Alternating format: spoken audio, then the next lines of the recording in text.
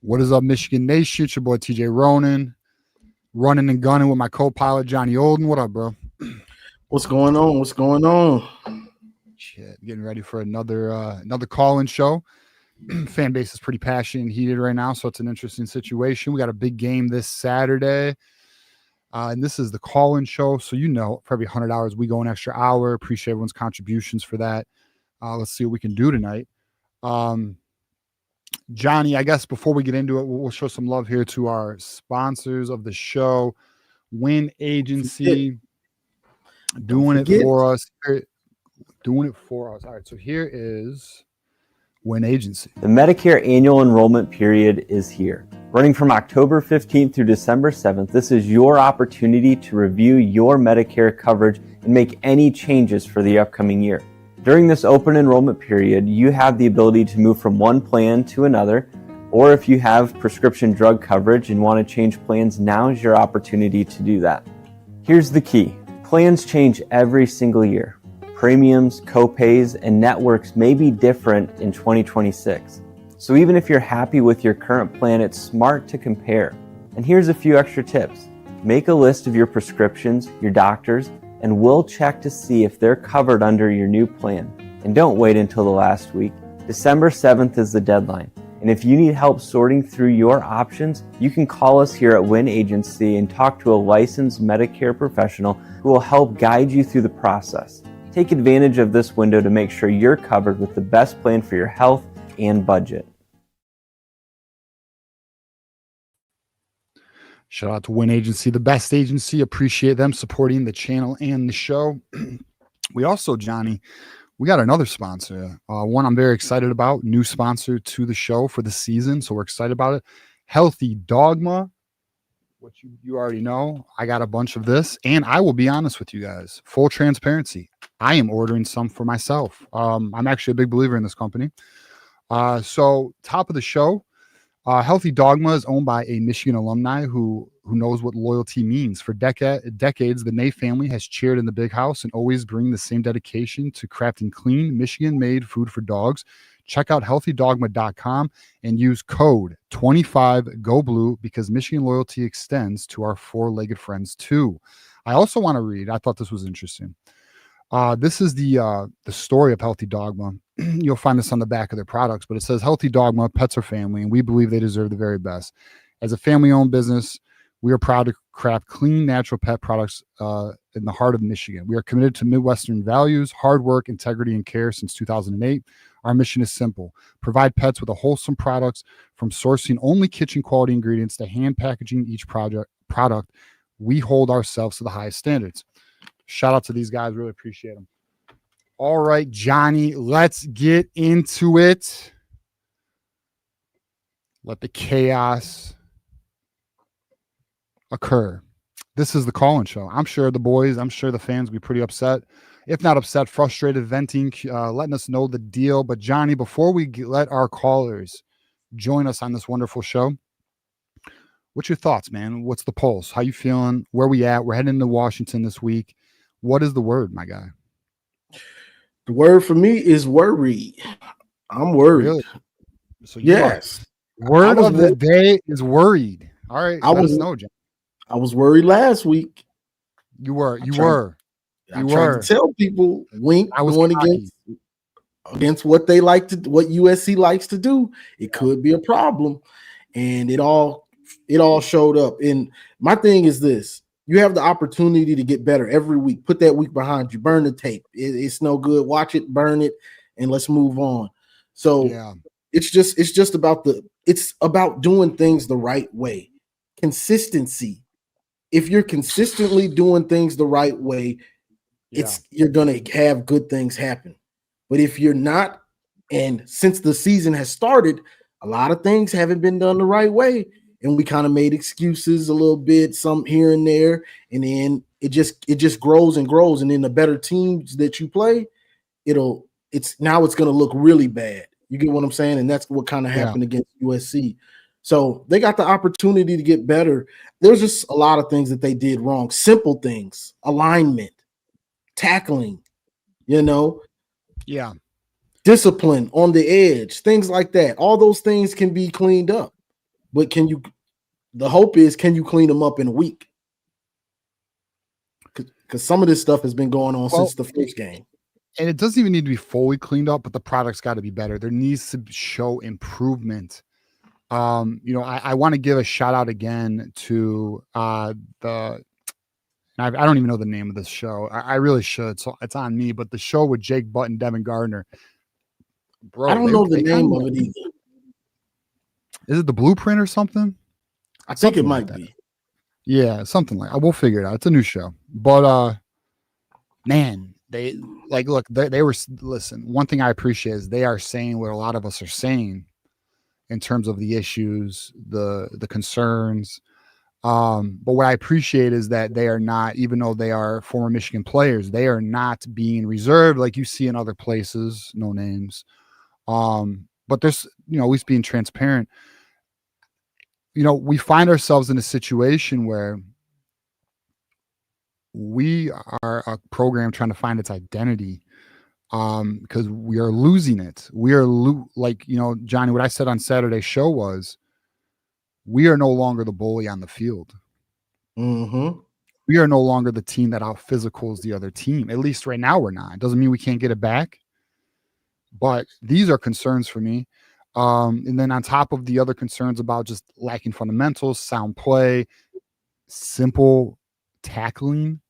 Like, now word is practice was very physical this week. Word is they really focused on tackling this week. We'll find out Saturday how much it translates. But end of the day, I mean, there's what's also interesting, Johnny. I don't know if it's on your show. There's been some polls ran, not only on our channel, but elsewhere. 80% of this fan base does not trust Sharon Moore at this current moment. 80-20. And I've seen 3 different polls with that exact ratio, all wording it slightly around, the same way. Do you trust them? Do you believe in them? Blah, blah, blah. And it is 80 no, which is wild, man, because that's a lot. That's a lot. It's a lot. The poll I ran had over 1,000 votes. It's hard to trust somebody when this is the thing. We saw how it's supposed to look when it's well coached, prepared, disciplined. We just saw it. We just saw it a couple years ago with a championship. The year before, the edge of a championship. The year before, and the edge of a championship. Big Ten champions, and on the edge of being national championship champions for 3 years. So we just saw it. So now we're in year 2 with Sharon Moore. The poorly coached fundamentals are eye glaring. They're glaring. So it's not hard to see. Even if you're just a real casual fan, you can tell this team is poorly coached. Something isn't right. Right. This is something that I noticed early against USC, but I noticed it in other games too. When somebody's running into the pile and you got them stopped. First contact. You got him stopped. but then he powers through for another yard, another 2 yards, another 3 yards. It was happening all early in the game against USC, and it kept going. And then, the dam broke. But that's physicality. That's toughness. When we when we have him in our grasp and he still gets 1, 2, 3, 4 yards, that's a problem. With physicality and toughness, bro, that's a problem. That ain't Michigan football. No, it's not. And okay, let me ask you this: what was your thoughts on Sharon Moore wearing his blue collar shirt? I mean, what can I say? He got roasted to a crisp on Twitter. Yeah, the fan base doesn't like it. The fan base was not a fan of that. Bro, attempt. Enough gimmicks. Gimmicks. I don't want no gimmicks. I want to see some fire. I want to see some passion out of you, Sharon, because all I'm seeing is looks like you're somewhere else on the sideline, and then little slick smiles. I want to see some passion and some fire. When guys mess up, I want to see the passion, the fire.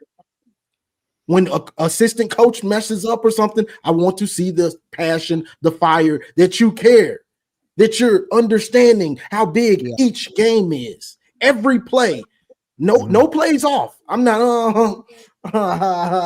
No, bro. This is football. Every inch. So I want you to hold everybody accountable, like every inch matters. Yeah. Not whatever. I got my blue collar jacket on, bro. Don't nobody want to hear them gimmicks. We want to see a well-coached team. End of story. And and this real quick, wear the team colors on Saturday, bro. Stop wearing that black alternate gear. It is fresh, but it's not the team colors. Yeah. Wear the team colors, bro. I'm tired of this stuff. Well, I said this on Tuesday's show, and here's the truth. The gimmicks are cool when you're winning. When you're not winning, they're corny, right? And that's just what it is, right? It's just, and now he's not proven, man. Like he's got to have a back against the wall mentality, and he's really, and there's been some, I don't know. I mean, I've heard some things that he's maybe a little overconfident, and which may have come to bite him, and I think that makes sense when you look at some of the portal acquisitions and you look at some of the decisions to not fill, maybe the player evaluation is just off and he has overconfidence there. I don't know. That's a good point, TJ, because he hasn't really had to do it. Yeah. So it seemed like he would have learned his lesson last year with letting things go by and cocky. No. You have to cover every base just in case, a backup and a spare. Right. You can't be, I think we're good. No, make sure we're good. Yeah, exactly. Make sure we're good. Exactly. Yeah, there's too much of, and not only that, and I can't say I'm fully mad, but I fully believe they thought Andrew Babalola was going to be the left tackle solution as the year went on. Yeah, Juju knows. You feel me? Juju knows. Anyways, yeah. All right. Let me ask you last thing. I'll hit on here, Johnny, and then we can do some super chats, and then we'll get to our callers. But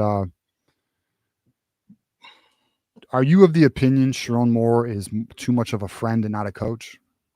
I've been saying that for a while because I've been seeing the lack of discipline. Yeah, I think lack of discipline. It's obvious. It's glaring, and it's been like that since the first game. They were almost about to fight New Mexico. Bro, what is going on? You out here about to fight New Mexico? The lack of discipline it's a problem. So you're being loose. Turn the music off at practice. They don't need no music. Turn that stuff off. This ain't the NFL. These ain't NFL players. You got to earn that stuff. They haven't earned it on the field to be having music and doing all this extra stuff. And I know you can say, Johnny, you nitpicking. Yeah, I don't mind the music. Going off the results. Yeah. For me to give you extra things, I need to see you do it right. Yeah, he's got So to me, it's the accountability. Are you holding each player each coach accountable. I want you to hold the water boy accountable. I don't care who it is. If they got Michigan gear, some good ass water, bro. I hear they you. in the facility. I want you to hold them accountable and let people know what the standard is. Yeah. What's the standard? People messing up. You got a little smile on your face. Players in the fourth quarter smiling and laughing. Are we losing? Are we about to lose this game? Yeah. People smiling and laughing. What's funny? Being a loser is funny now. Did I miss it? Yeah, I mean, like, all right, so here's just the reality of it, man. This weekend's gonna, what's crazy is a lot of this fan base is on the fucking edge, bro. Like, they are like about to end their fandom, man. Like, don't get me wrong, and I'm not coming out of a position where I'm not frustrated, and I don't have my concerns. I have my concerns, and I am frustrated. And I do believe there needs to be a high standard in Michigan. I talked about this on Tuesday. But let me ask you this, John. I know I said the last time was my last question, but here's another one. How long does Sharon Moore stay at Michigan? And I know that's a moving target as the games are played, but what's your thoughts at this present moment? I think he needs to finish this year at least probably 9-3, 9 or what is it? 9-4 or 8 or 9-10 and what is it? 9-3, 9-3, or 8-4, 8-4. He needs to finish at least that. You need to see some type of improvement, even though you've had an easier schedule. But you need to see some improvement. You can't keep having showings like this. Michigan's been embarrassed twice already. Saturday night primetime embarrassments. The USC game was the worst one. Yeah, that was some of the worst football. I think I saw a stat that the defense metrically has not played that bad since like a long time ago, like 2010. It's bad. Yeah. So yeah, it's a messed up situation. All right, let's read our super chat real quick. And it would be a fail. I wanted 10-2. Yeah, I want to be in the playoffs. If we get in the playoffs at 9-3, I'm fine. As long as we're in the playoffs. But going into next year, he's killing it in recruiting. You got to let him get some of his players in to fully let him fully give him a chance. Like, let's be fair about it. And in my opinion, Johnny, this offseason for Sharon Moore is a back against the wall, do or die type offseason. You better be aggressive as fuck. You better get these players that are going to make this team a playoff team, and you better make sure this roster is playoff capable. That's your job, Sharon. That's your job, Sharon. Because guess what? You ain't gonna make it out of the next season if it's like this. You're just not. Yeah, you're not. You got to go hard. Yeah. You got to go hard, bro. Like, they're gonna get you up out of here, bro. Yep, I agree, bro. All right, we got Ryan H here, $20 super chat. Michigan needs to simplify their defense, let the players flow easier. We'll see if there's any adjustments. There better be some adjustments, though, Ryan, because that defensive performance was not good enough. Michigan to here, 999 super chat. Have y'all listened to Jack Tuttle episode with Isaiah Holton? No, I have not. Jack said he was told from his guy. Okay. That's funny. I didn't read the super chat till right now, but I'll just say I've heard some shit, too. I've heard there's been some, since Saturday, since post-game, there's been some infighting. Players going at it, going after each other. I can believe it. Yeah, because but just so you know, I don't know any specific players. I mean, I've heard. I can't say I can confirm what I've heard in terms of what specific players. So it's not anything I'm gonna throw out there. But yes, there's been apparently since post game Saturday some turbulence, if you will, some turbulence within the locker room. From my understanding, to what degree, I don't know, but there's been, it's not all sunshine and rainbows right now, which I mean, but to be honest, this could be a potential positive in a sense. You're holding each other accountable. Hopefully it's in the right direction, but but don't get me wrong, this could easily go in the other direction and be toxic and not good. You know what I mean? Real quick. I can believe it because especially on that defensive line, them dudes flying upfield, chasing sacks, not doing their job, not setting the edge, being undisciplined, flying upfield chasing sacks. You know who you're leaving out to dry? Rolder, Hausman, Rodmore. You're leaving those dudes out to dry because you chasing sacks and stuff. So I know that somebody's mad about that. I can believe that for sure. Yeah. You know, but you need this. Sharon gonna get tested on what the real culture is, and if you're ready to sustain and build that culture and keep it where it needs to be. He getting tested this year. Getting tested. Sharon's definitely getting tested, but this is what it is, right? I mean, this is how you prove yourself as a coach. We got Goat since Yost, $1.99 super chat. Who has the hotter seat, Wink or Moore? I do think the seat is hotter for Wink. I think Wink is one of the coaches that will be very closely evaluated end of the year, and decisions will be made. Moore at this current time, I do believe he gets till next season, but I mean, I'm going to tell you, if things trend in not the best direction, it's possible Michigan does make a move. I can't say it's impossible. And it also comes down to, how does Michigan perform the remainder of the games? Can Michigan win out and then get to Ohio State and pull off the victory and get in the playoffs? I mean, it's on the table. Obviously, I think we would all agree the Ohio State game's looking, real tough for us right now, given the roster situation and how the team's playing. But listen, we got Saturday, and that's what matters at the moment. So it's one game at a time right now, but we'll see where that goes, One game at a time right now, for real. Where we are, bro. Dylan, $5 super chat. Are there any national championship coaches that were friends with the players like Sharon? Seems to be. Not Saban. Kirby Smart, I would say, is a step below Saban, but he ain't buddy. No, those dudes are holding people accountable, bro. Ryan Day's got some friends, he's getting harder. He is.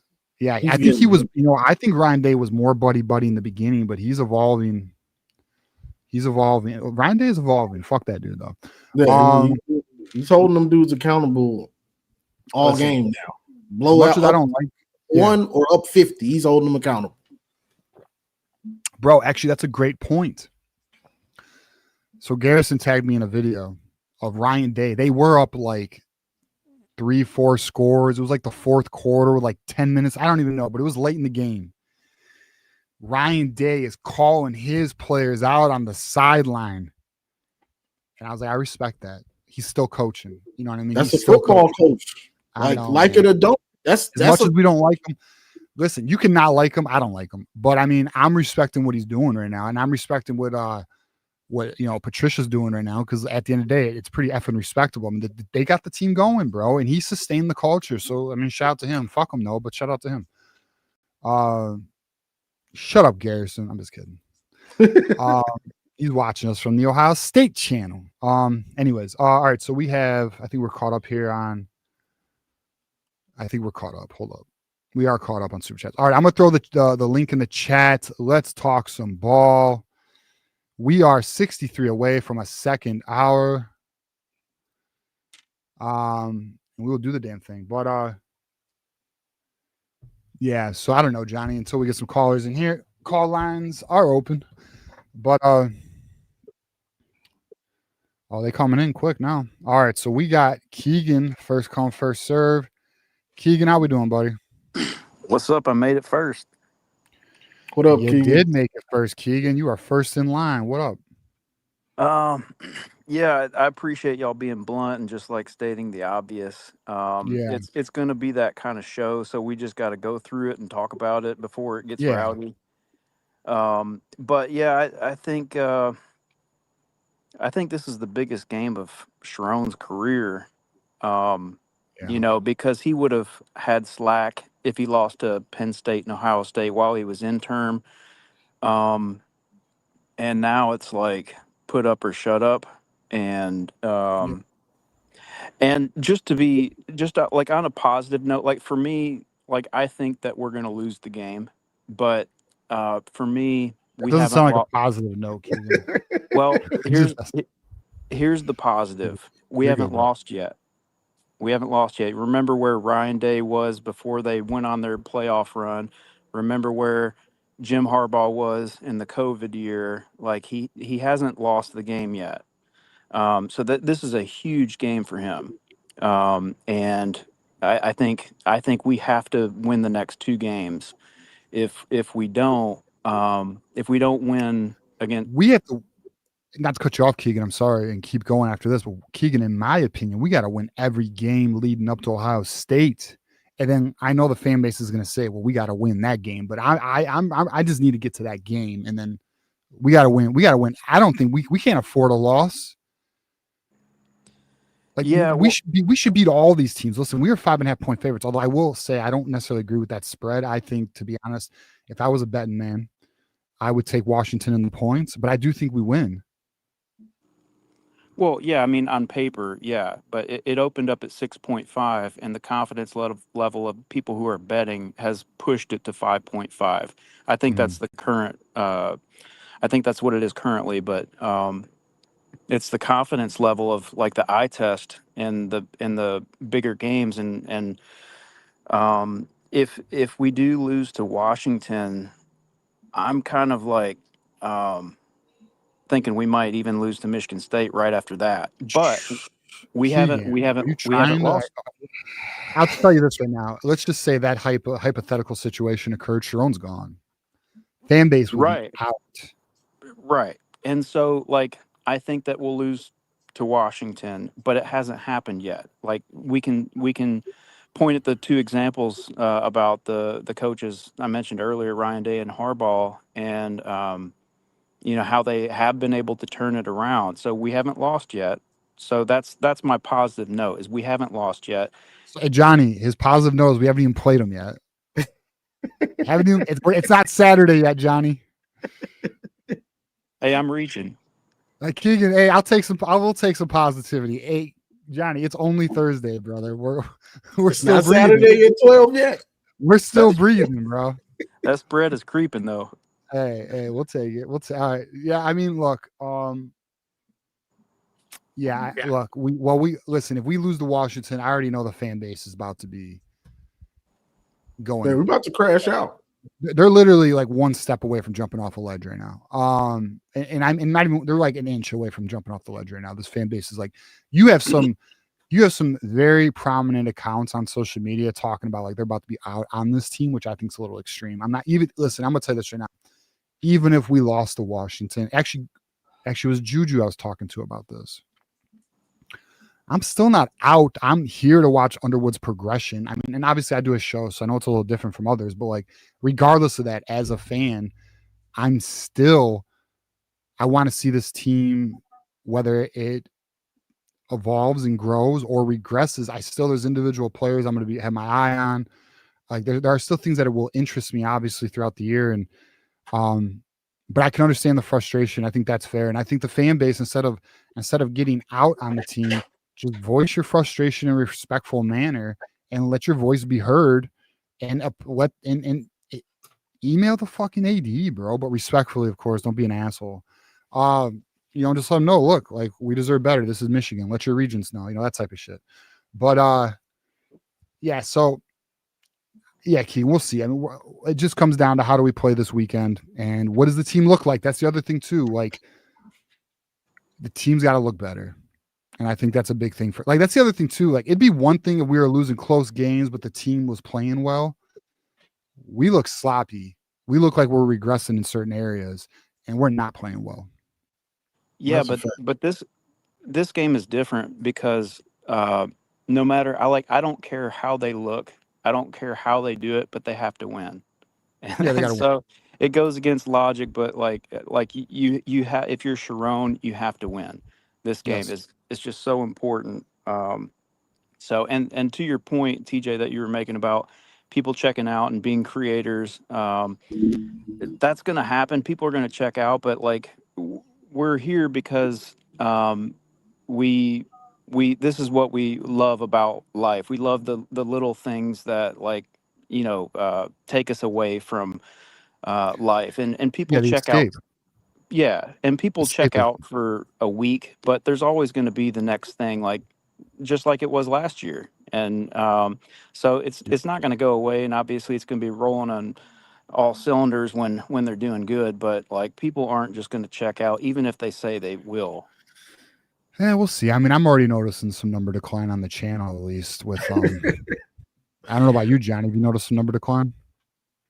No, I haven't. I mean, win, lose, or draw, I'm gonna be on my show here, and I'm gonna talk about it and cook. You know, I lived through the Rich Rod and Hulk years. You know, so it ain't nothing to get on here and talk about it or whatever. I'm not gonna go nowhere. You know, so it is what it is. 2020, that was horrible. So you know. All right, Keegan, I got to get to our next caller here, man, but appreciate you. Give us a final score prediction. Oh, man.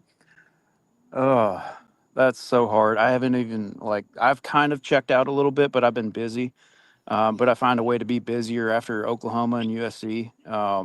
So I don't know. If I had to guess, I would say Washington 27, Michigan 17. Didn't you say you thought we'd win, or you think we're going to lose? I mean, obviously your score prediction says we're going to lose, but didn't you say you thought we'd win? Or you no, he said we haven't played them yet. Right, I just think Keegan don't believe in us. All right, so Keegan's essentially saying next week's going to be a tough week. You asked me what my score prediction would be. You're fair, Keegan. So I'm like, as far as the eye test goes, it looks like a team that's begging to fall apart, and I just I can't get down with it. So that would be like first glance. I didn't plan for a score prediction, but listen, Keegan, it's fair. I'm interested to see what everyone else is feeling. So you're good, Keegan, but appreciate you. I'm sure we'll talk Saturday. Go Blue, my friend. All right, go Blue. And I will say the call lines have loaded up. I'm gonna make the calls 3-minute calls so we can get moving. You guys have filled this thing. We have 1, 2, 3, 4, 5. We have over 10 callers. So we're gonna make it 3-minute calls. Let me read Ryan. We got Ryan Hall here, gifted 5 memberships to the community. Appreciate you, Ryan. Thank you very much. 38 away from a second hour. Let's get our next caller up. 3-minute calls, guys. What's up, Juju? How we doing, man? Yo, what's going on? What up, bro? What up, Juju? Not much, bro. I mean, I guess I'll get the ending out of the way. I think we win this weekend. Okay. The only reason I think we win is because Washington struggles on the road. They do. So I'll just get that. That is literally the only reason I think we win. If we win by 2, if we win by 10 to 14, I'll be happy.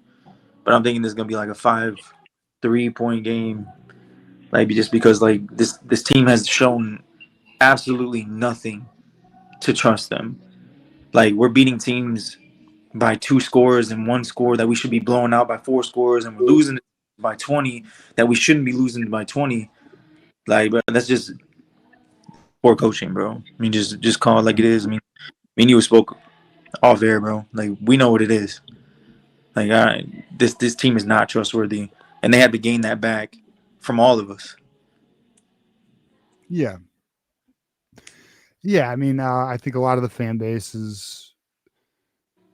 I think what it is just they're disappointed because, the thing that's interesting, Juju, and I think we might have talked about this, but everybody I know and everyone I've talked to, and I've talked to a lot of people, they want Sharon to succeed, but our eyes are telling us, this doesn't look right. This looks like there's something it's more than just one thing, right? It looks like it's more than anything you can quantitate. It looks like there's things missing that make teams good teams. So that's where we're at right there. Johnny, what's your thoughts? I agree with what Juju said and what we were saying earlier. But the thing with Sharon is, this is the thing I think about Sharon. Either he's just a nice guy and that's just him, or I'm kind of thinking he's still not comfortable in his own skin as a coach on the side. He's not. I think that's a big thing. He's just not comfortable. So he's not comfortable going over there letting somebody have it while the cameras is on. I haven't really seen him do it, so I can't say he's comfortable doing it. He seems to be somewhere else. Where are you? Little smile here, but where's your heart? Where's your passion? It's just a clown show right now, bro. If we're being honest, our head coach has a fake fucking chain, bro. Let's just call it what it is. Is it a fake chain? You don't think that gold chain's a real chain? This shit is so fake, bro. This fake persona, this fake toughness. We got it at head coach. We got it at offensive line right now. Like this shit is just it's bro, this fake intensity before the game, getting ramped up. But then I see you on the sideline with a blank face. Then I see you dabbing up a fucking player when we score and we're down 20 points. Like, dude. I'm not mad at that. I'm not mad at that. Like, see, we're at the point now, Juju, and it's all love. You know this. It's the same thing with like the gimmick stuff, like the blue.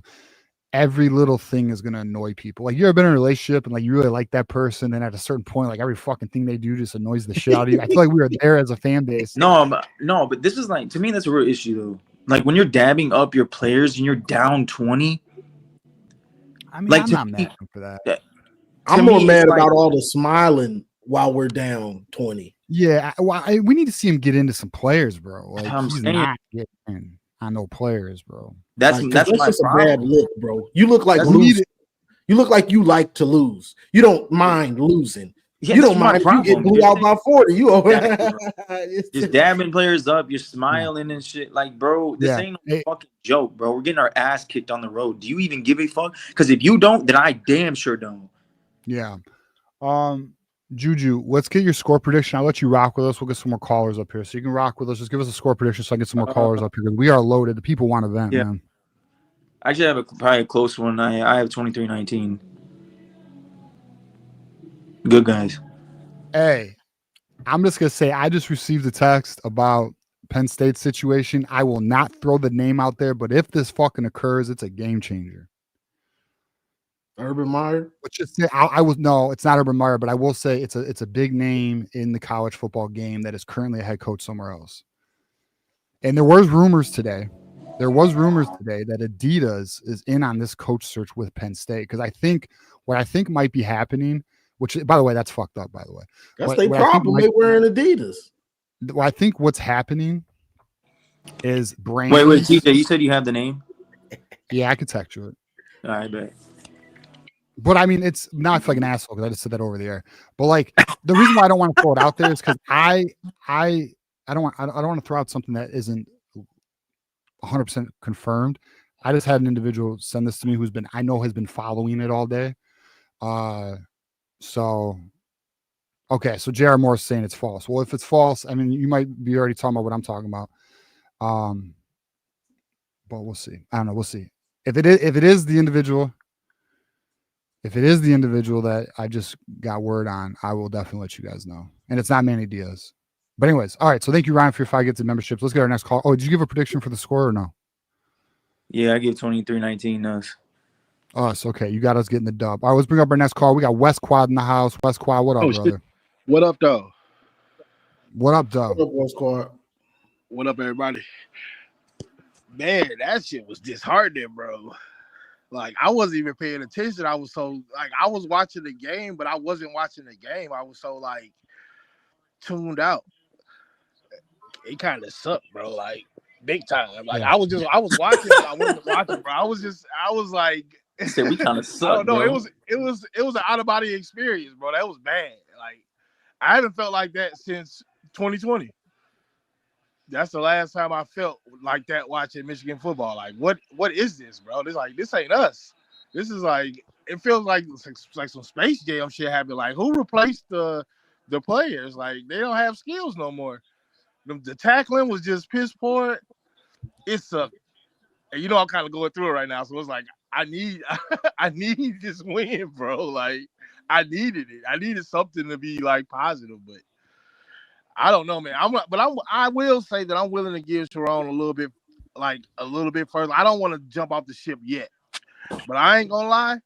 I'm walking towards the deck. I'm walking towards. I'm ready to jump off, bro. Like, yeah. And it's just because it's like we look so undisciplined, bro. It's right. Yeah, I'm not out on Sharon either. But I have my concerns. But I understand the calls. I'll say that. Yeah, like and the reason, I think part of the reason why I'm not out is because I'm aware that, like, I just know that they're gonna want to give him till next season. So like maybe I just like have convinced myself, like, let's see what he can do this off season. I want to give him this off season to have his back against the wall and literally build this roster to be something next season that we'll compete for the play, or we'll make the playoffs. I didn't compete. You got to make it next year. I kind of want to see that, and I'm not entirely sure if they get rid of them, what that will look like, what that truly means in terms of loss of recruits, loss of players on the roster, etc. So, another thing is, I'm looking at this USC Notre Dame game. Like, if USC comes out and does Notre Dame the same way, it feels a lot better for me personally. Like, if they come out and nah, they bro, go I'm through still Notre dead Dame, inside. Fuck that, I'm still dead. And I understand that, Jew. I completely understand. Like, I'm reaching, bro. Like, But we got I'm drowning, and I'm looking that for the fucking put up 30 points on them, bro, on the road. I'm drowning right now, bro. I'm just trying to not to take off the life jacket. All right, like just to be perfectly honest. Like, Grant Westcott, do I think they're that? Do I think they're as bad as what they showed Saturday? No, I don't think they are. I genuinely do not think that our team is that bad. I think we were unprepared, like completely unprepared for what USC was going to do, and bro, that's a testament have to you Wink. seen that screenshot? The screenshot of the dude where the dude is like nobody's covering him. Oh, like, yeah, Mekhi Lemon when we were in the base 4-2-5, bro. Like, bro. When it was an empty set. Oh, my God. And our safety was 30 yards off the fucking ball. Yeah. Oh, my God, bro. That's the kind of shit that I find unacceptable. Like, it's one thing to lose. Clearly. But when bro, it looks like we we sent a Make-A-Wish kid out there and coach. Like, hey, kid, go out there and, just go out there and coach. Do your best job. And he's doing his best, but it ain't it. Like, I need some fire from everybody, like everybody, bro. Like, and we clearly miss Justice Haynes as well. So, we're gonna miss him this Saturday too. And that's why I was mad. Because I knew what USC was gonna do. I knew. Right. I said it last week. Why Wink didn't know? Why the dude getting paid all this money didn't know? You weren't going to get to him blitzing. He's been sacked 3 times all year. He wasn't going to get there. Whether you blitzed, whether you came around the edge, you weren't going to get there. 3rd, 4th quarter, we're still chasing sacks that you're not going to get. This week is trial, bro. It really is, bro. This week is trial, bro. It's simple. West Quad, you got a score prediction? Give me us 24-20. Okay. Yeah. I believe my score prediction was 27-24, so that's where I'm at. All right, West Quad, appreciate you, bro. I got to keep the call lines moving. We are slammed. All good. Thanks for having me. This is my first call. This is the first show I've called in, so appreciate you guys. It ain't the first show you called in. It's the first show you called in a while, though. In a while. Yeah, my mother passed recently. Oh, I'm sorry to hear that, West Quad, bro. Yeah, that's why I'm like, bro, I need Michigan football more than I've ever. Like, this is not an ideal time for us to be bad as all. But the whole state of Michigan is down right now, bro. Yeah, but yeah, hey, man, thanks for having me. Y'all stay up, West Quad. Stay up. All right, West Quad. Yeah, stay up, brother. Peace. Go blue.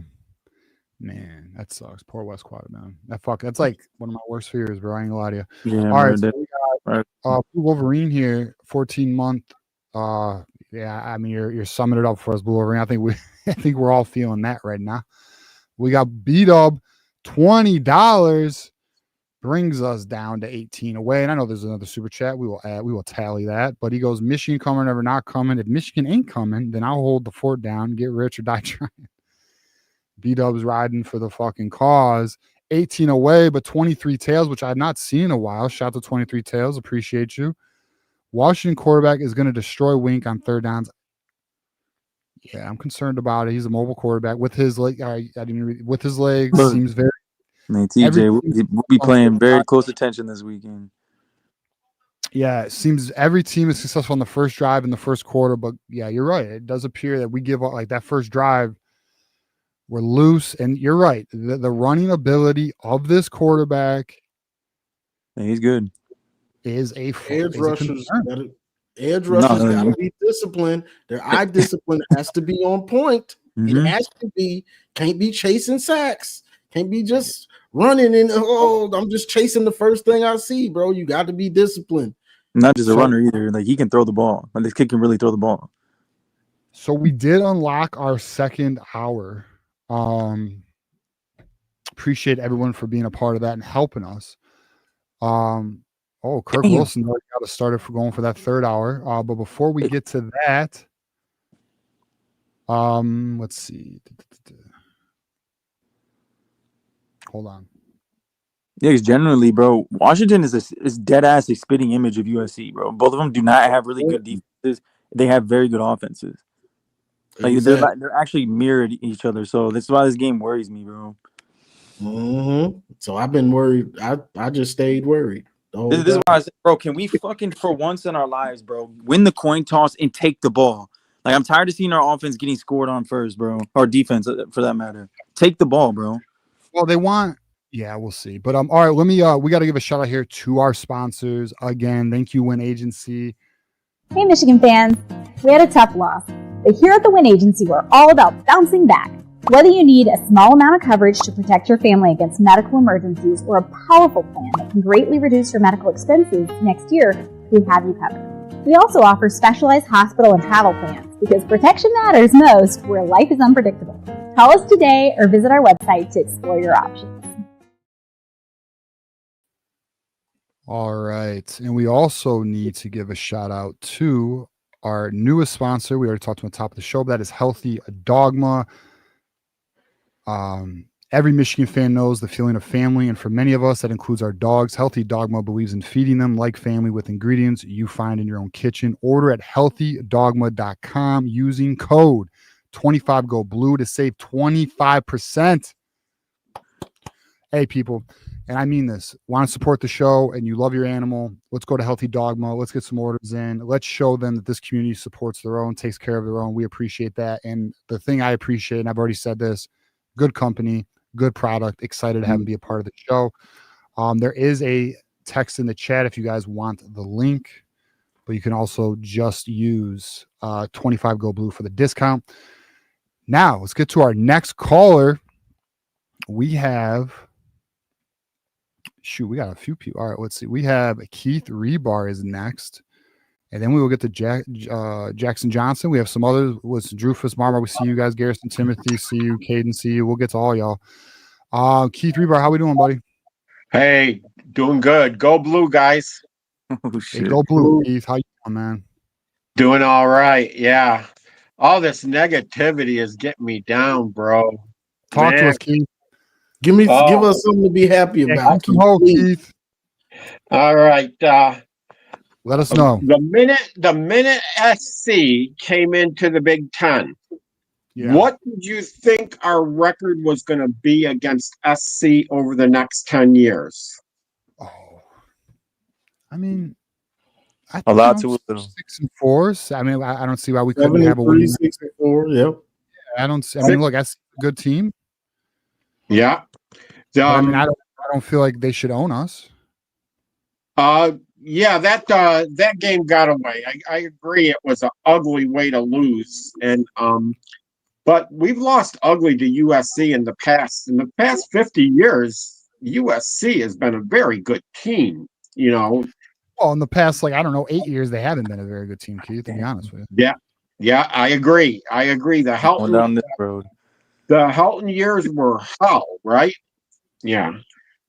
So, but I still want to believe that these coaches have a handle on this season, and I'm hoping that we can do something against Washington. Washington is not a good away team. Against, I think it was Maryland and Rutgers, they went down like 3 scores in the first half and had come back in the last half or the last quarter to beat those two teams. Yeah, no, I mean, correct. Washington's not on the road, and that's why Vegas has us 5.5 points favorites, is because they know that Washington's not a good road team. Yeah. Last year they were good. They were a great home team. They were undefeated at home last year, and one of those defeats was us. When they're home, they're a buzzsaw. They protect their house very well. Yeah, no, I agree with you. I agree with you. And it's listen, how the boys respond this week is going to tell a lot. Is the culture still alive? Because the boys responded last year. They got better as the year went on, right? And they showed up in big games and they played together and they started playing better football and they started playing fundamental football. Can we get it back? And we're gonna find out. Like that's why I'm excited. I am excited to watch this game because I'm gonna be honest with you, and I know a lot of you probably feel similar. I'm also a little nervous to watch this game because I want this team to be great or good, but I don't know. Like this team hasn't shown me where I can have the confidence that it can be. Except for 2 games, Sherrone Moore wasn't there, but that's neither here nor there. We've had one game, TJ. We've had a complete game, and that was after a loss. So, granted, it was CMU, but in response games, we also played good against Nebraska, in my opinion. I just think, yes and no. Yes and no. I mean, when you give up multiple two lead scores, I think it's coaching. It's lack of discipline. Like we played them well, bro. We just lack discipline, which is out through the year. I mean, we only have one on the year. We have one complete game, bro, against the ass CMU team. Granted, it was the response game, which is what this is. Like who said it? It was the first call. I think it was Keegan. Said it's defining. This game is defining for Sherrone Moore. It's the biggest game of his career, and I do agree with that. Was it bigger than Texas and Oregon last year? Oh yeah, for sure. Yeah. Each game, I mean, I would argue this is Sherrone Moore's biggest game of his career at this moment. We got our ass kicked by Texas last year. No. USC's loss is way worse than Texas. Yeah, this year USC's loss is worse, but I will also say this. Keith, last year there wasn't as much on Sherrone's shoulders because it was his first year. Yeah. A lot of the fan base just wrote that season off. Exactly. This year, there is an expectation of at least 10 wins this year. And currently, we can't lose another game. And on top of that, it's not like we've looked good. We've been spotty. Now we've looked better than last year. I think that's fair, but it's not good enough. The jump is not good enough. So last year we had 4 first-round draft picks. This year we got none. Right, but we're still a better team. We're a better team than last year. The defense. Do you wait, Keith? Do you think last year's team is better than this year's team? I think our offense is a little better than last year. Not much. No, it's a lot better. Last year our offense was ranked in like the 130s. This year it's in the 50s. We didn't have like one game of 400 yards of offense like at all last year. Now defensively. Now, remember, though, Keith, in the beginning of the year, the defense wasn't playing very well. I mean, I think this year's team would beat last year's team. I do, even though the defense was better. I do. That's my opinion. Though. Keith, let me get a score prediction here because we got to keep the calls moving. All right. I'm gonna trust Vegas wisdom on this. I'm gonna say Michigan 25, Washington 20. All right, we'll take it. I don't know how we're going to get to 25, but we'll take it. Appreciate you, Keith. Go Blue, my guy. See you Saturday. Your defense in the first half is almost non-existent. Everybody runs all over them in the first half. That's how we get to 20. Okay. All right, go Blue. Yeah, we've been go Blue. Real quick, TJ. The thing about Washington is you can't take a quarter off of playing bad defense or undisciplined defense. These dudes will put up 21 real quick in a quarter on you. If you start playing bad in a quarter, they're going to exploit you. And that offense gets cooking, the momentum will swing, and they're going to light you up in a quarter. And all that hard work you did in the other quarters is going to go out the window. Yeah. Well, boys better start out quick, man. We got Kirk Wilson here, $50 super chat. Thank you very much, Kirk.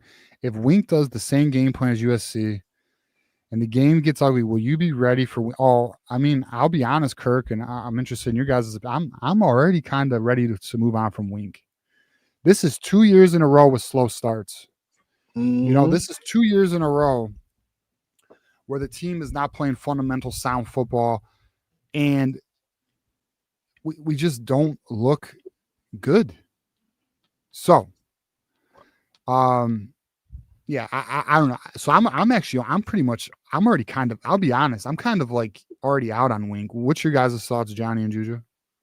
Yeah, I'm pretty out on Wink because when I saw him flip flopping all these dudes against New Mexico, doing the same thing that gave us bad results last year. Don't do it, bro. This isn't the NFL. These aren't preseason games. We have Texas. We have Oklahoma week 2. You can't afford to be playing around putting super backups in the game in the first quarter of your first game. You have to get the starters ready to go and get locked in. So just stuff like that, bro. Then he's saying, I don't know. He doesn't know which D lineman to play. We still don't know. He flip-flops D linemen in, bro, like there's no depth chart. He just picking guys. The backups are in to start the game. He's just flip-flopping like there's no rotation. It's just random, it seems like. So, yeah, he can go. See it. Yeah, Cam Brandt has as many snaps as Derek Moore. I have an issue. You see what I'm saying? I know Derek Moore can play 50 snaps a game. I know he's more than 35 snaps a game. That's for one. Two, I do think Wink's gone out of this year. I think the writing's on the wall. I do think that certain things don't happen. We're gonna see a scheme change, and I'm open to it if it's the right guy. I have a couple candidates in mind, but I'll save that. I'll save that for when and if it happens. But yeah, I mean, I think it's time. I mean, last year I should have trusted my intuition when he was blitzing with 4, or blitzing when he had the best front 4 in the country. At the rate he was, like it's that simple. I should have trusted it, and I ignored it because of the final couple of games. Yeah. All right, let's also not forget about our sponsor, FanDuel, because our analysis is brought to you by FanDuel. Offer: bet $5, get $300 in bonus bets if your bet wins. The link for that is in the chat. Check that out. Check out FanDuel. Bet responsibly. Always bet responsibly. All right, our next caller. Actually, we got another super chat. I'm sorry, Michigander. Who do you want of these coaches to be the next DC? Mike Elton, Steve Cleanscale, or Chris Partridge? Juju, do you want to go first? None of the above. Really? No. You have no interest in Chris Partridge? Nope. None of the above. I don't like that. Why don't you have any interest in Chris Partridge? He's a great linebacker coach, and I think that's where he should stay. Steve, I think he's a great secondary coach. I think that's also where you can stay. Mike is the one that I could see, like, stepping forward for what he can do, like with this type of scheme with the front 4, with the twists and stunts that he loves to do. But I still don't think that he would be a good DC. I just don't see any of these guys at all. I'm gonna be honest. Not all. Why don't you? Because they're on the same trajectory right now as Jesse Minter and Mike McDonald, which is a position coach in a Ravens scheme. I mean, you can obviously give them the shot. I mean, if they're in there. I like Chris Partridge. Right. I do too. I do too. I'm not going to say because he's a good recruiter. He's in Mike McDonald's system. He coached in this system. He knows the system.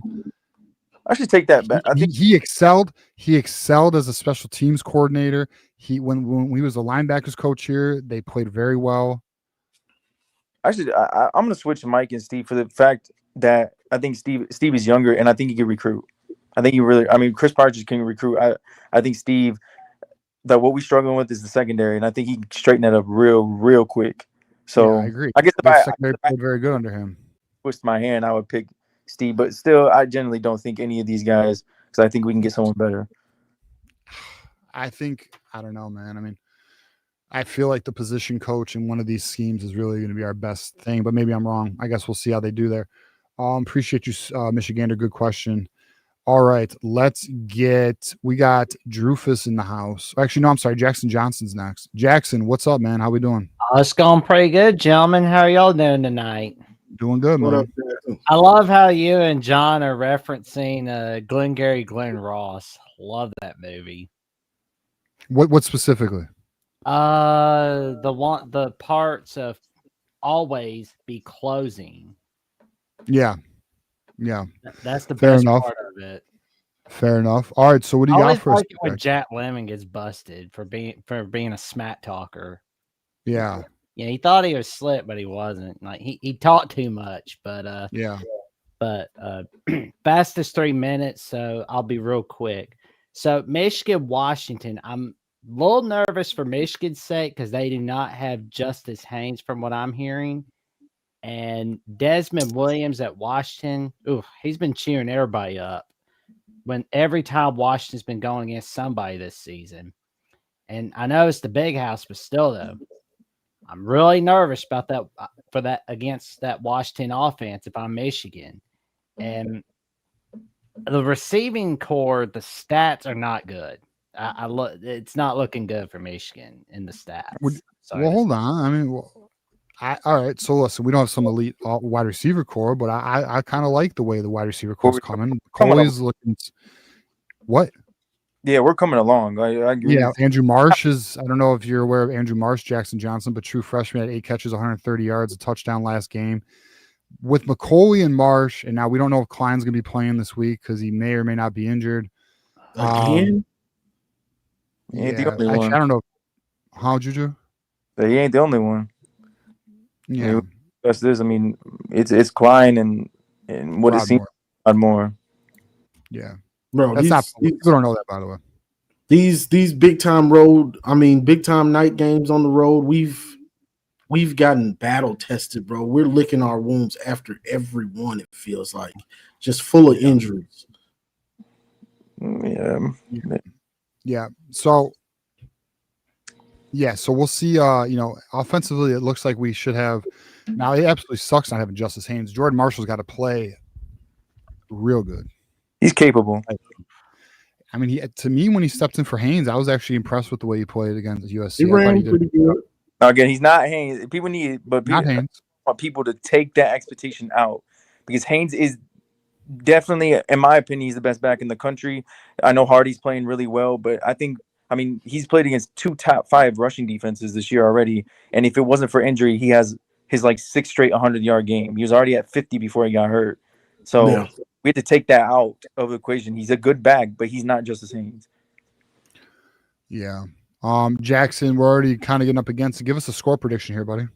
Well, as I said, I locked all West Virginia with Mountaineer Paul. I think I flip-flop between this game, flipped a coin. It's basically first to 28 wins this one. I've got Washington.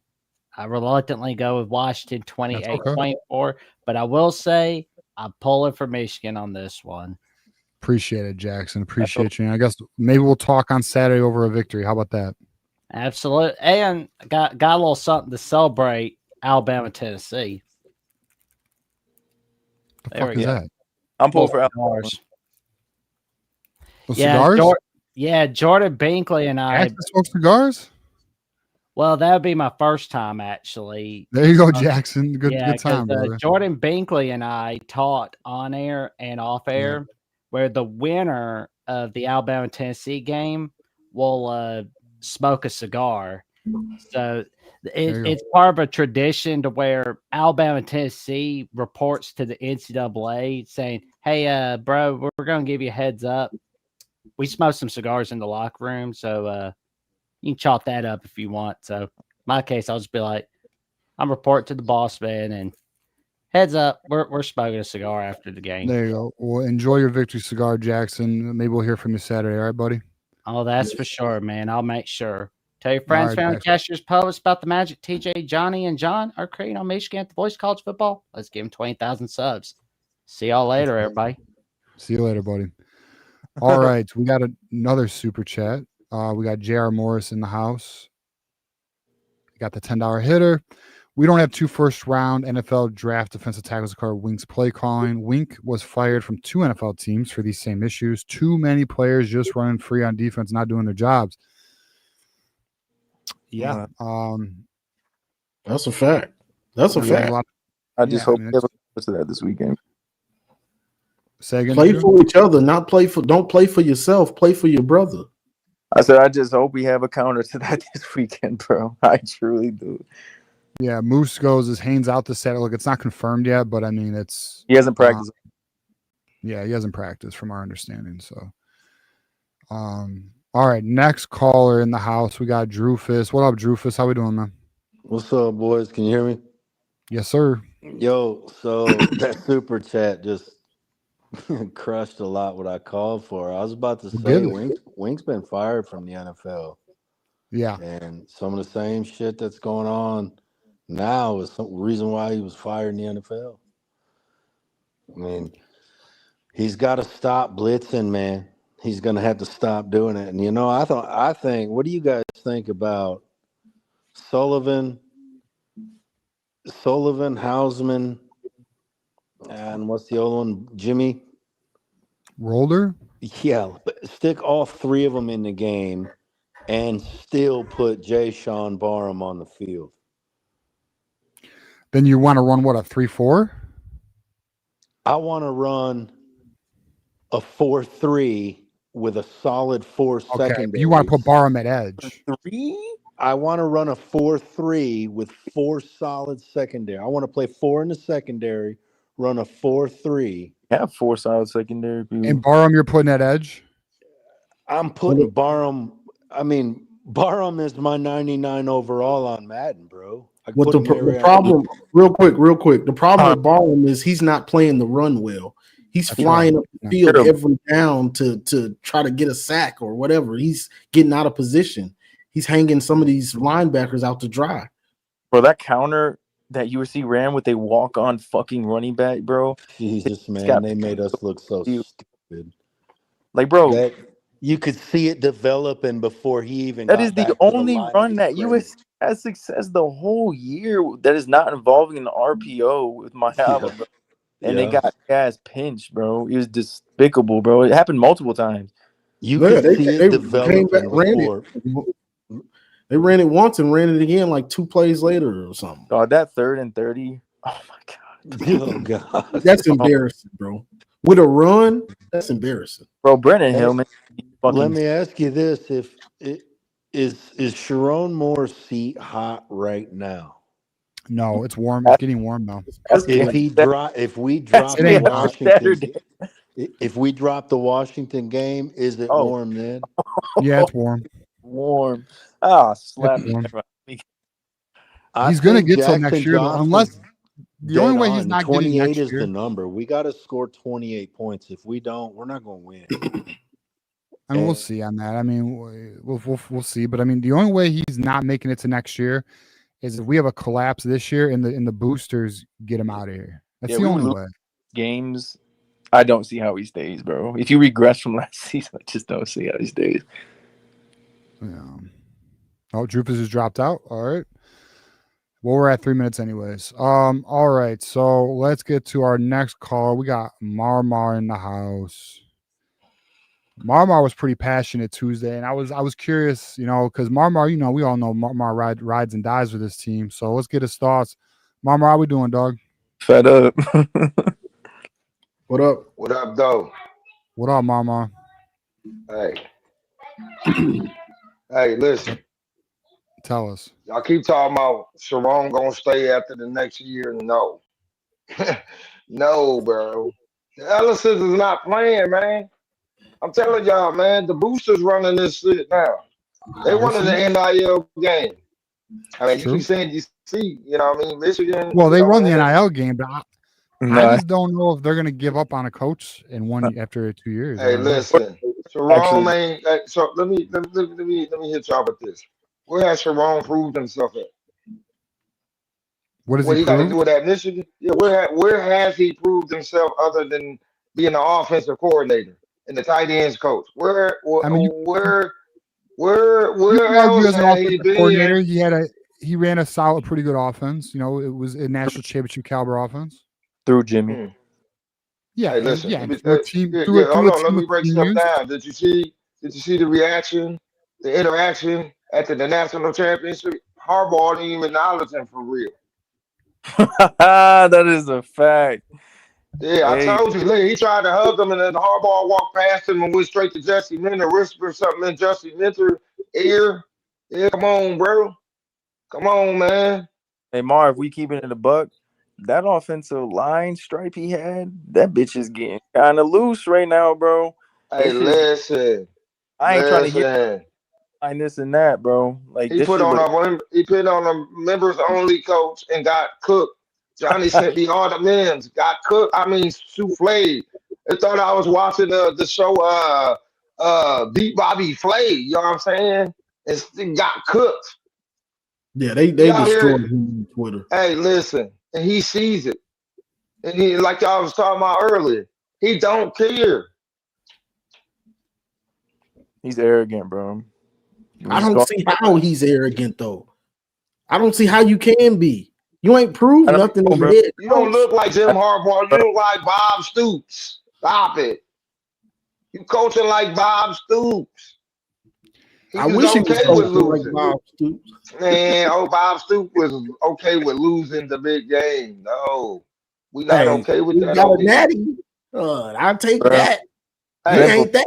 He ain't. Hold on, Bob Stoops got a natty in '99. He is locked in. He's locked in. I do. Just like I'm 40. And for next year, but yeah, bro. Hey, TJ, just like we talked about. Hey, throw Urban Meyer 15 M's call today next year. Stop it. Listen, Jerome Moore out here looking the same way he did on the sideline last year. Let me look up in the sky and see how many birds flying. Let me see how many clouds in the sky. Let me see this. Let me see what they doing over there in the stand. Ooh, he eating popcorn. Come on, bro. I need a serious coach. He don't got the he ain't got the team. You could so you telling me. You telling me he got the team focused? Now after that, the two big road games we had, I ain't calling Nebraska a big road game. You know what I'm saying? I'm talking about Oklahoma and USC, and we only managed to score 26 and to get combined in both games, 13 each. Stop playing with me, good. Shanetti out here looking like MVP coach of the year in year 2 at Indiana. They go to Oregon and shut them down. Stop playing with me, man. Stop playing with me. And they gonna keep Sharon for another year? No, bro, no. Not if the fan base going nuts. No, they not.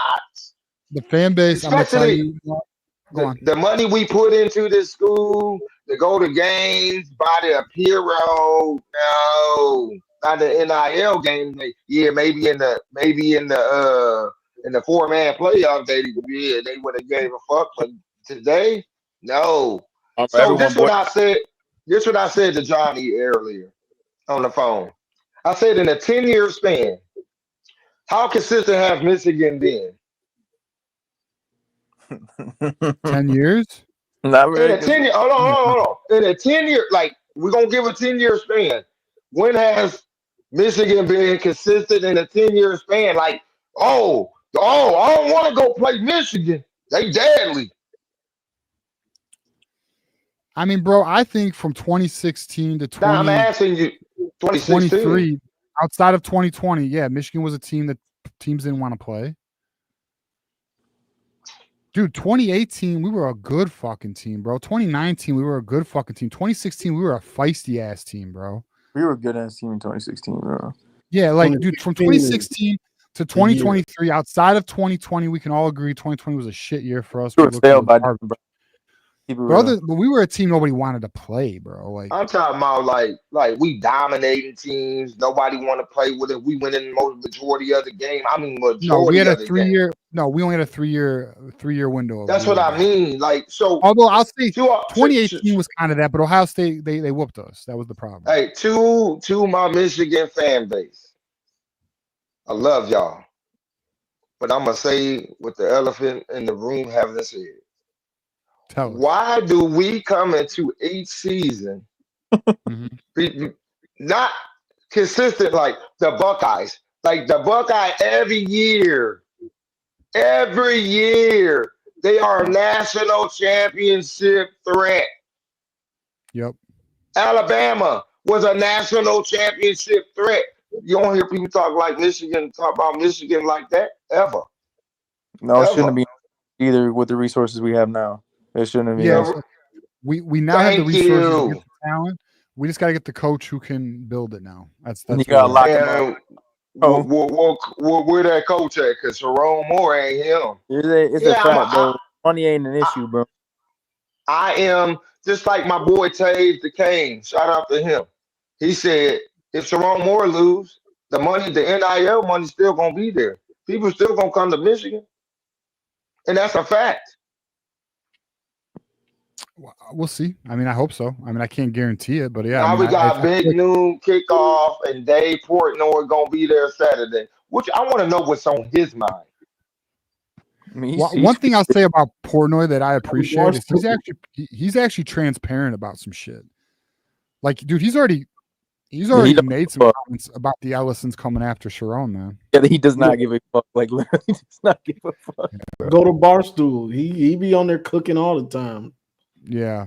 What you say? I didn't hear what you said. The last part, TJ. What you say about Dave? He's already made a comment about, for example, when Bryce Underwood wasn't running, he was saying if he's going to go, he'll go to the Ellisons and he'll send the Ellisons will essentially make Sharon Moore have to make him run. You know what I mean? Like, just okay, and just like they will go to the Ellisons and say, hey, is there any other coach out here that can get Michigan over the top consistently? Yeah.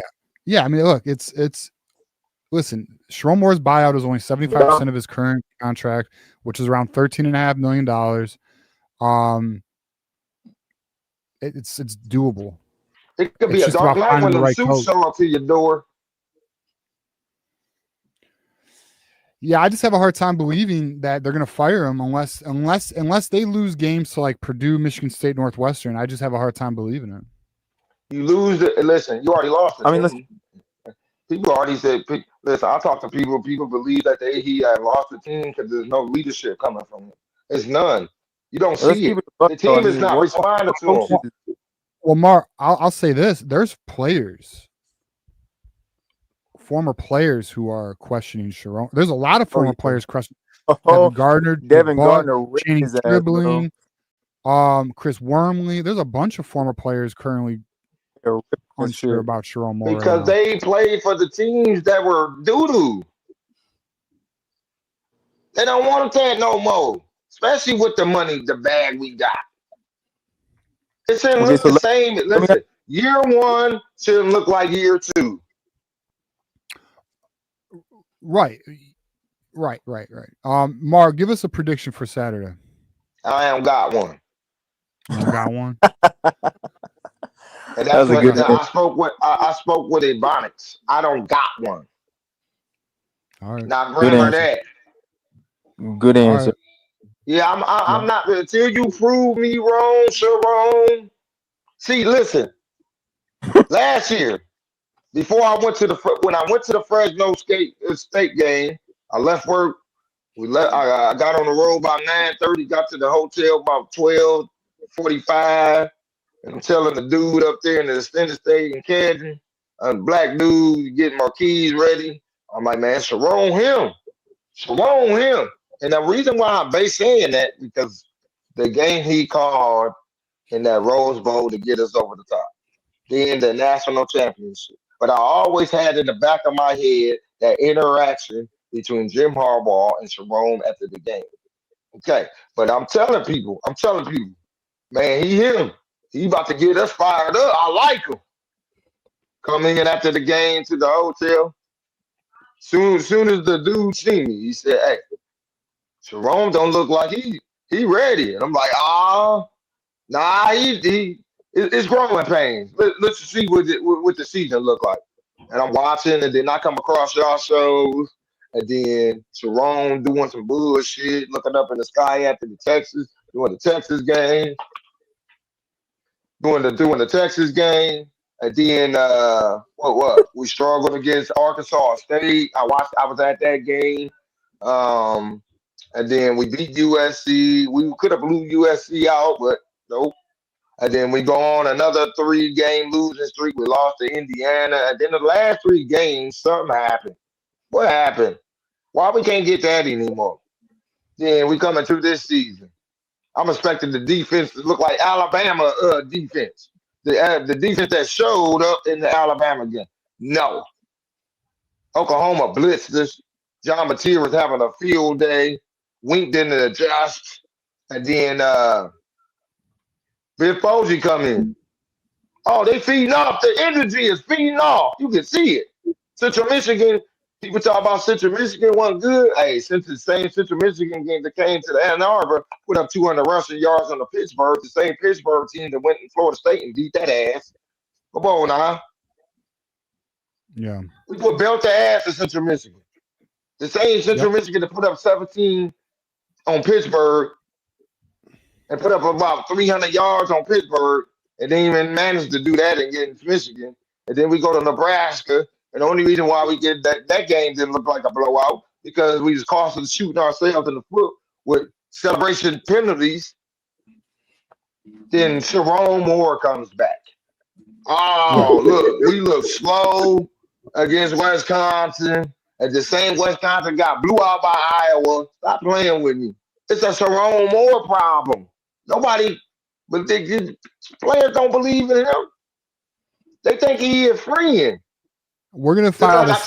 Just like I tell parents, don't be friends with your kids. Parent your kids. Period. You parent your kid. They're not your friends. I'm not my friend, my kid's friend, and they ain't my friend. I don't call on my kid. Hey, what you doing tomorrow? I'm calling George, Iowa's offensive line coach. I'm calling him this offseason. First call I'm making. That's it. I'm speaking the real to y'all. Michigan fan base. We fed up. Yeah. And they got toxic fan base, like Kinetic said. We are fed up. Well, we unhappy with the results. Marmar, what's interesting is the fan base really is fed up. Like, and I'll be honest, I'm surprised they're as fed up as they are. I know it though. I feel in the algorithm. I'm at work talking about this. I'm telling Michigan, even the truck drivers that are Michigan fan, they coming to me like, "What's up?" I said, "Fuck Sharon." Yes, fuck him with a capital in all caps. All right, brother. Well, can we just? All right, can I just say? Hold on, TJ. Wink old ass need to be in a retirement home. The fuck? With pillows and blankets. All right. Let me just say this. Fuck out of here. I am a firm believer. I'm going to stand on this. We got to give Jerome this weekend, bro. We got to see how the team responds. We have to. Hey, I hope Maniac get the opportunity to slap that nigga with a steak. Where the fuck Maniac go? He's here, ain't he? Maniac, where the fuck you go? He get the opportunity to slap Mook with the steak and then try to buff up because we're gonna be drunk anyway. He gonna be drunk. He ain't gonna feel that shit. He gonna numb the pain. The fuck? Fuck out of here. I'm tired of this shit. I'm tired of living in Ohio and Buckeye fans laughing at me. I don't give a fuck, but I'm just saying. I'm tired of that shit. I've been here 21 years. Since I was 19. I went through this. Buckeye fans coming, when you are gonna beat us again? When you gonna beat us again? When you gonna beat us again? Then we get to whooping that ass. Oh, y'all cheated. And now we hear that you cheated. Look, you cheated. I'm tired of that shit. I'm tired of it. God, I was dead inside. I needed that. Yeah. All right, Marmar. Well, appreciate it, brother. We're gonna find out Saturday what the deal is. I don't know. Hey, listen, I might not even watch the game. I might just drop into the war zone and give me a whole bunch of kills and say fuck the game.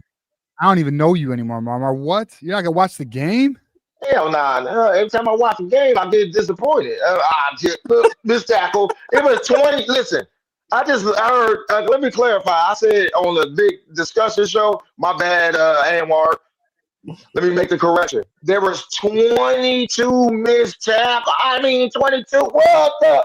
We've been in this defense for 2 years now, and there was 22 missed tackles. We need to be in a wheelchair, push down the damn stairs. We ain't give a fuck.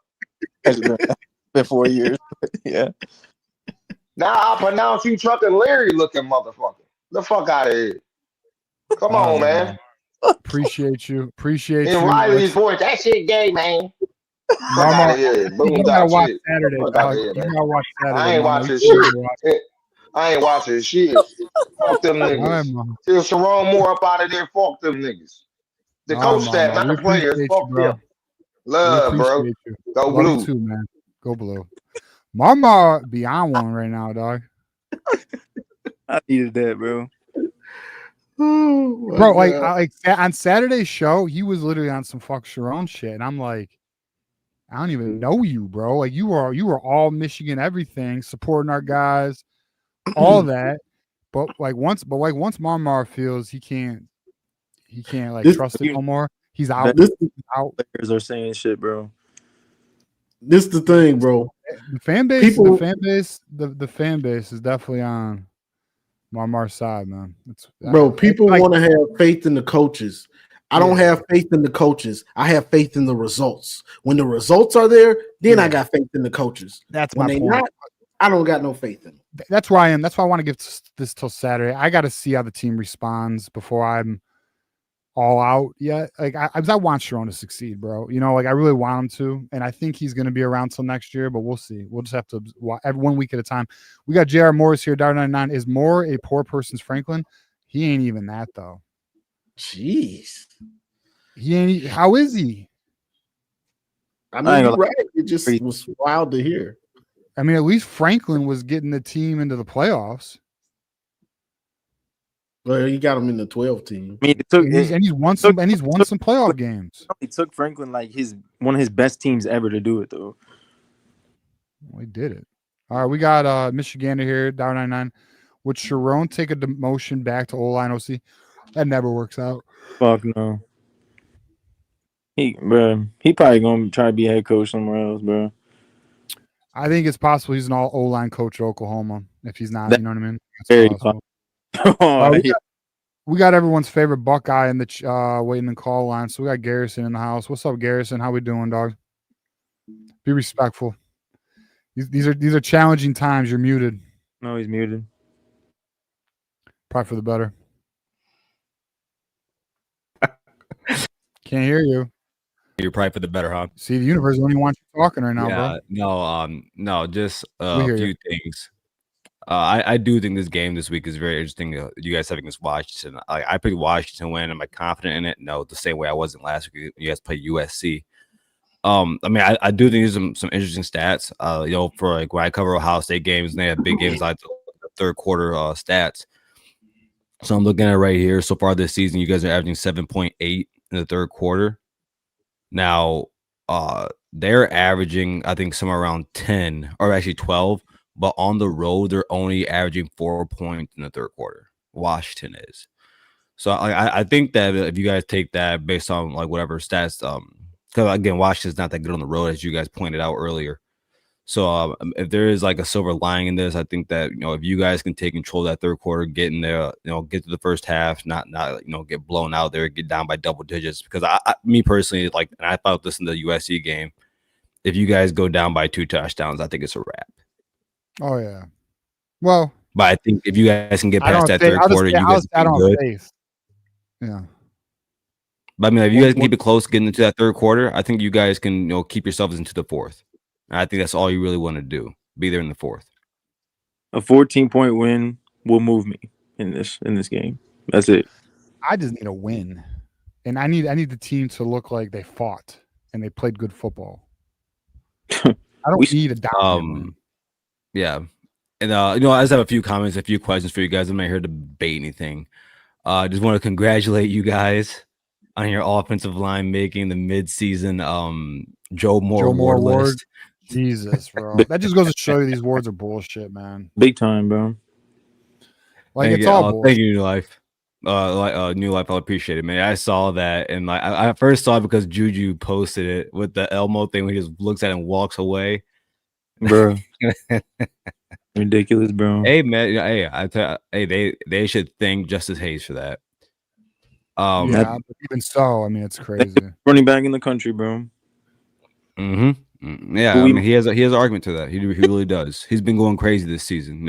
Really good running back. If he's not able to go this week, look, selfishly, I mean, go ahead and sit out the rest of the year, my boy. No, chill out. Shut up. No. I'm thinking bigger picture here, bro. This season's this season's chalk. You getting it back next year, bro? Come on now. He ain't, bro. We wouldn't. Someone's transferring if he's coming back next year. I mean, someone's already never mind. But like speaking of that room, the fuck you doing, Jude? Like Jordan Marshall's already gonna be RB2 no matter what. But I think this could be a good thing for Jordan Marshall. I mean, this is a game where, you know, if Justice Hayes is playing, we've seen Jordan Marshall start a game before where he does get stronger as the game goes on. I mean, you look at that Alabama game last year, he was around like 3 yards of carry into that fourth quarter. And that fourth quarter, more so that second half, he started to come on there. I think he's one of those running backs where he's not going to hit the home run, but as the game goes longer, he gets stronger. So I think that could work out for you guys in this game. Look at that room though, TJ. Bro, we're gonna have transfers no matter what. Like Jasper Parker coming along. I know. Can I address something if you guys don't mind? And I appreciate no idea what you're gonna say, but go for it. I appreciate Turd Otis for this because I'm not sure if you guys got to see the last 10 minutes of the show Monday. But you know, TJ, you know, I never really talk about you guys on my show. I don't. I just don't do that. I try to, you know, some other channels choose to do that. I don't. Okay. But it's mid-season, and you know, TJ, me and you have had plenty of phone calls, and a lot of things that I've said have come true again. Okay. And in Turtis, he's talking about my regional program comment. Oh, yeah, let's talk about that. Yes, and shout out to Mike Valenti for that. But no, so I think that, like, I don't mean to be disrespectful when I say this, because I do think you guys are a blue blood. Don't get it twisted. You're one of the greatest programs in sports history in general in college, right? Mm-hmm. But it's like what, you know, Mar, I'm happy with what he was saying. If you guys can see me laughing back here, he was talking about you guys in 10-year spans. And, you know, and I had guys on X coming at me, ask me questions. So I asked questions, and I say, okay, well, like, the basis of your program is basically built off of Bo Schembechler, correct? No, I mean, even before no, but him, I mean, in the modern era,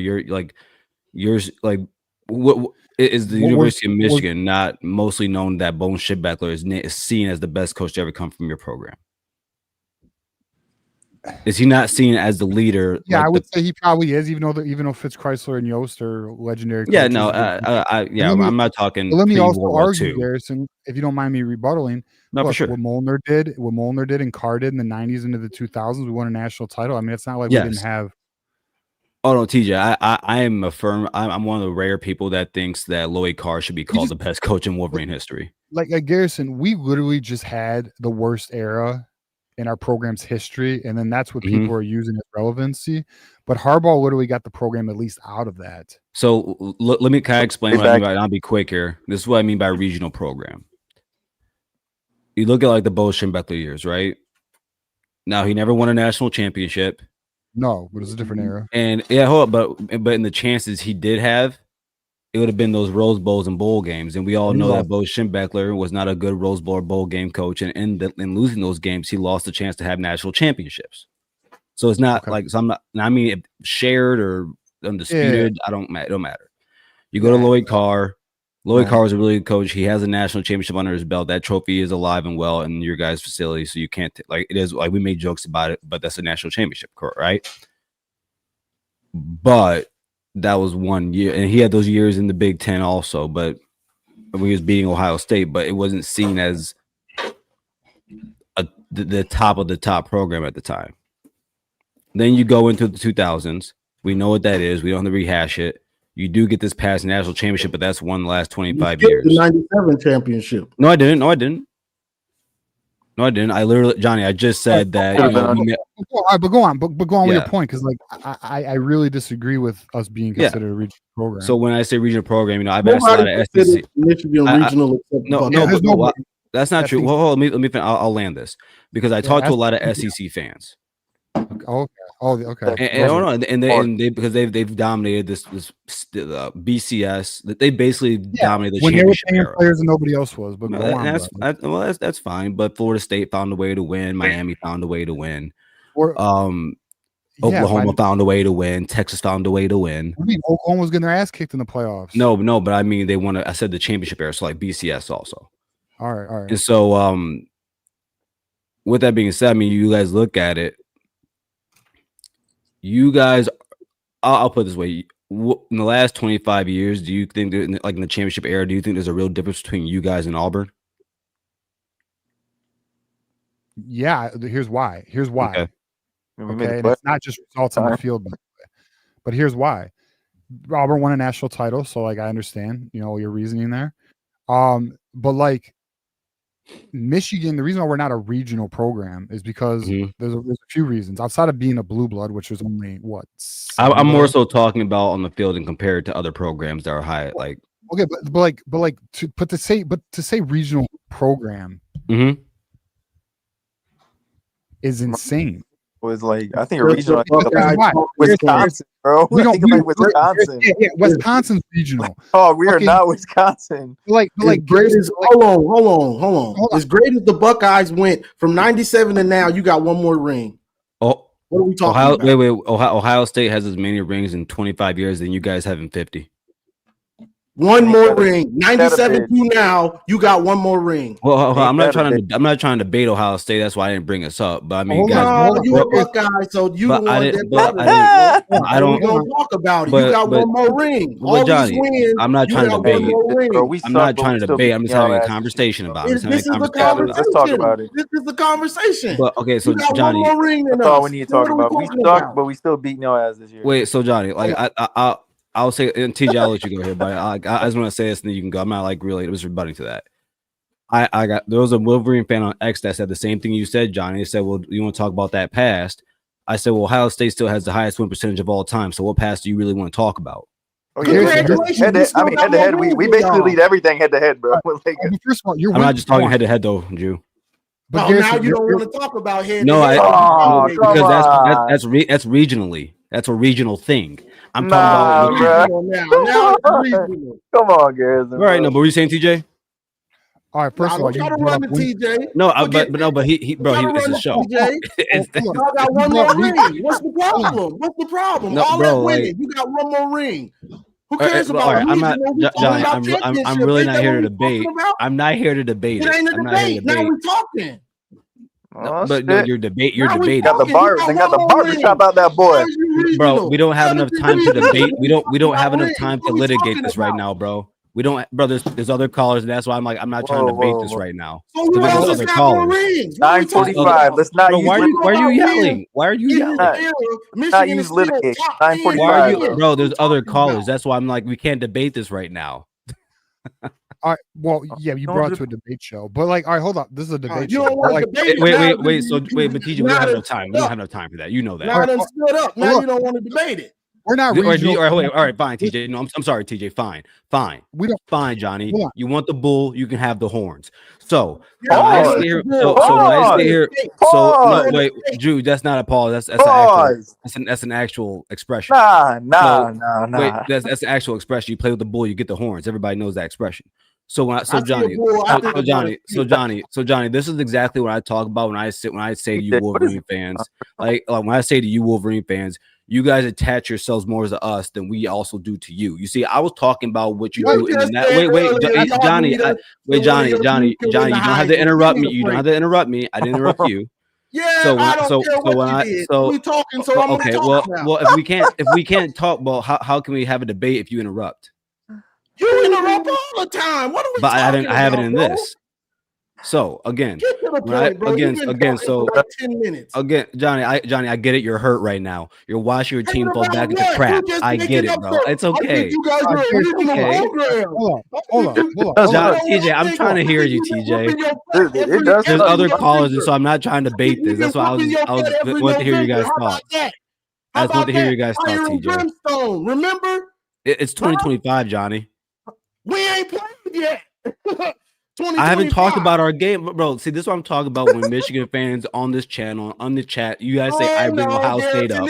I never brought Ohio State up in this, TJ. Don't try to run to something else. This is Michigan, Ohio State. No, it's not. No, it's Ohio State, guess what? No, everybody like it. I brought up Auburn. I'm bringing up the game. I'm not trying to debate. Why are you yelling right now? Because I can. Because I can. How about that? Garrison, you fired up the fan base. DJ, I wasn't even trying to. No, he knew what he was doing coming up with that nonsense. Bro, like Johnny, you even said, Johnny, you even said, Johnny, you even said I skipped your guys' 97 championship. You got Johnny, Johnny. See, I can tell. You see, Johnny, I can tell you just want to argue because earlier, okay, Johnny, are you done, dude? Oh my, okay, are you done? All right, I had to pull Garrison down. Johnny, how about that? Damn, that was Johnny got his Garrison limit. He hit his quota. Don't nobody want to hear you coming on here. Yo, you're a regional program and this and that. Man, give me a break. Which I completely disagree with. We're not Wisconsin of the world, bro. Bro, we are nothing but a national brand. We are. What the hell he be doing? Listen, we recruited at a national level. Now we do. Most watched programs in the nation, apparel, merchandise, everything. Nonsense. Michigan is one of the 10, even 5 brands that everybody recognizes in college football. There's nothing. I was about to ask. I think Michigan is top 4 coaches. Hold on, Juju. We literally had the worst era in Michigan football from 2009 to 2014. Yeah. And then people want to use that as who we are. You know, yeah, Ohio State did have a nice little run, but like the SEC, they were playing by different rules. Okay. So let's just fucking call that for what it is. Okay. Like everybody wants to talk about SEC dominance in the 20s or the late 90s into the 2020s. Bro, they were buying fucking players left and right more than anybody else. The reason why there's a paradigm shift in college football right now is because everybody's buying players. So the Big Ten is running the SEC. SEC ain't dominant. Why? Did all the talent down south just happen to not get good? No, it's because the fucking reality of the situation is Big Ten teams are spending money now. And because Big Ten teams are spending money, they're winning national titles. They're winning playoff games. They're winning head-to-head matchups. It's like the one thing that frustrates me the most about the whole Signgate shit is people want to act like that's cheating. They want to think that has the biggest difference on the field. When the reality is when you acquire fucking talent through illegal means, when you are acquiring talent at such a rate where the rest of majority of college football was not doing. And then now you are a juggernaut, Alabama, Clemson, Georgia. You are this juggernaut program, Oklahoma. And there were teams playing the game, but not even having success like A&M and Texas and Miami. Yes. Okay. Like if anyone thinks USC's run, their dynasty run was clean, it wasn't. We know that. I mean, a player lost a Heisman over it. Okay. Like he got it back. Yeah, Point being is Michigan had the worst window in Michigan football history, and Buckeyes want to act like that's who we are. That's not who the fuck we are. We are one of the most prominent, prestigious programs in college football. We have a standard. And then my last thing on this that I totally disagree with, that our program, we lean more on Ohio State than Ohio State leans on us. That is the biggest fucking lie ever. Ohio State needs us as much as we fucking need them. And what does that really mean? What it means is it matters. The rivalry matters. You losing is good for us. Us losing is good for you. Period. We don't need you any more than you need us. Like, that's insane to think otherwise, dude. Like, yes. Oh, our rival. So let's give a flower here. Our rival happens to be the most consistent college football team in college football in the fucking modern era. They are the most consistent team, winning 10 or more games every single year. They have held a standard that is absolutely elite. But they're the only one. Even Alabama has fallen before. Even Notre Dame has fallen. Georgia, Alabama got the rings to back it up. They didn't do all that winning and not barely winning championships. Got one more championship than us, and we had all those down years. Give me a break. Yeah, and the truth is, too, if you want to look at the Jim Harbaugh era, the reality is we would have made a lot of playoffs with those teams. And there was one team that had our fucking number, and it's because they had Don Brown signals, very known, not through illegal means, through deciphering film. They had Don Brown's fucking signals, and they cooked our ass in 18 and 19. Those teams were national championship contending teams. 16 was a damn good team, and we all agree that spot was bullshit. It just is what it is, bro, at the end of the day. So, listen, to think we're a regional program is absolutely insane. You want to call Iowa a regional program. You want to call Wisconsin a regional program. You want to call Mississippi State a regional program. Yeah, those are regional fucking Arkansas. Those are regional programs. We are not a regional program. You're out your damn mind. Anyways, go on. That's that's what I was going to say. Like I believe a regional program is you can't sell yourself when you're having down years. Like Michigan State, like Wisconsin, like Iowa, you can't sell yourself. Like that is my definition of a regional program. Like we are a national brand, and I was going to ask y'all. I think this Michigan, that Michigan as a brand is a top 4 head coach candidate. I don't know if you guys agree. Top 5. I would argue we are a top 5. We are a top 5 job. Yes, we are. We have the prestige. We have the donors. We have the facilities. We have the recruiting ability. We have a blue blood program, bro. We are a top 5. This is the problem. See, this is the problem. Don't give any energy to that nonsense. It's nonsense. He's talking nonsensical, regional. Don't even give that no energy, bro. That's what I'm talking about. We over here, man. I think please. I don't think like I said, bro, a regional program isn't a national brand, bro. Like everybody knows that, bro. He know what he be doing. He know what he doing. Don't get that stuff no energy, bro. Okay, let's do some super chats. I got my bad. I was listening to Garrison and didn't see this stuff. The Cleveland Browns are a regional program. Excellent point, GTs. Cleveland Browns are a regional program. This ain't that show, Garrison. This ain't the Sunday call-in show, Garrison. This ain't that show. You could have brought that nonsense over there. I love it. I love it, Johnny. Johnny, don't you ever quit, bro. You keep being you, dog. Don't change. Yeah, you keep it, bro. You hold that fucking torch for us, bro. All right, we got 23 Tails, 10-hour super chat. How can Michigan be regional? Everybody hates us. ESPN to SEC to OSU, Shannon Sharp, Stephen A. They keep Michigan name in their mouth. They sound like national hating. That's a fact, bro. I don't understand that. Yeah, Daryl Young, $2 super chat, and then he follows up. We have the most wins in college. Yeah, and that's the thing is like, all right, we have the most wins in college football history, and don't give me, you played the school of the fucking blind. Have you seen schools? Well, I have a list. I have a list of all the schools Ohio State played, Michigan State played, Nebraska. All these, guess what? They all played similar fucking schools. Don't let anyone lie to you. They all played these schools that were very questionable. All of them. I have a list of all. I'll pull it up right fucking now. TJ, you're saying that they played in the leather helmet days too? Yeah, they did. Oh, they want to act like that shit. You know that would have shocked me. Like shit, y'all played in them days too? Yeah. Whew. They just popped up when Jim Trusser came. I got a little folder called ammo, and this is one of my ammos. Let's see, what is it? It's getting scary hours right now, bro. See the look in his eye, bro. He said, "I got a list, bro. It's the Epstein files in this bitch, bro." Yeah, I gotta find it. I got a bunch of fucking folders. Yeah, it's probably here. Yeah, we can all agree that we own the 97. We had a tougher schedule, bro. We would have wiped Nebraska. They shouldn't even been there, to be honest with you, bro. Got it.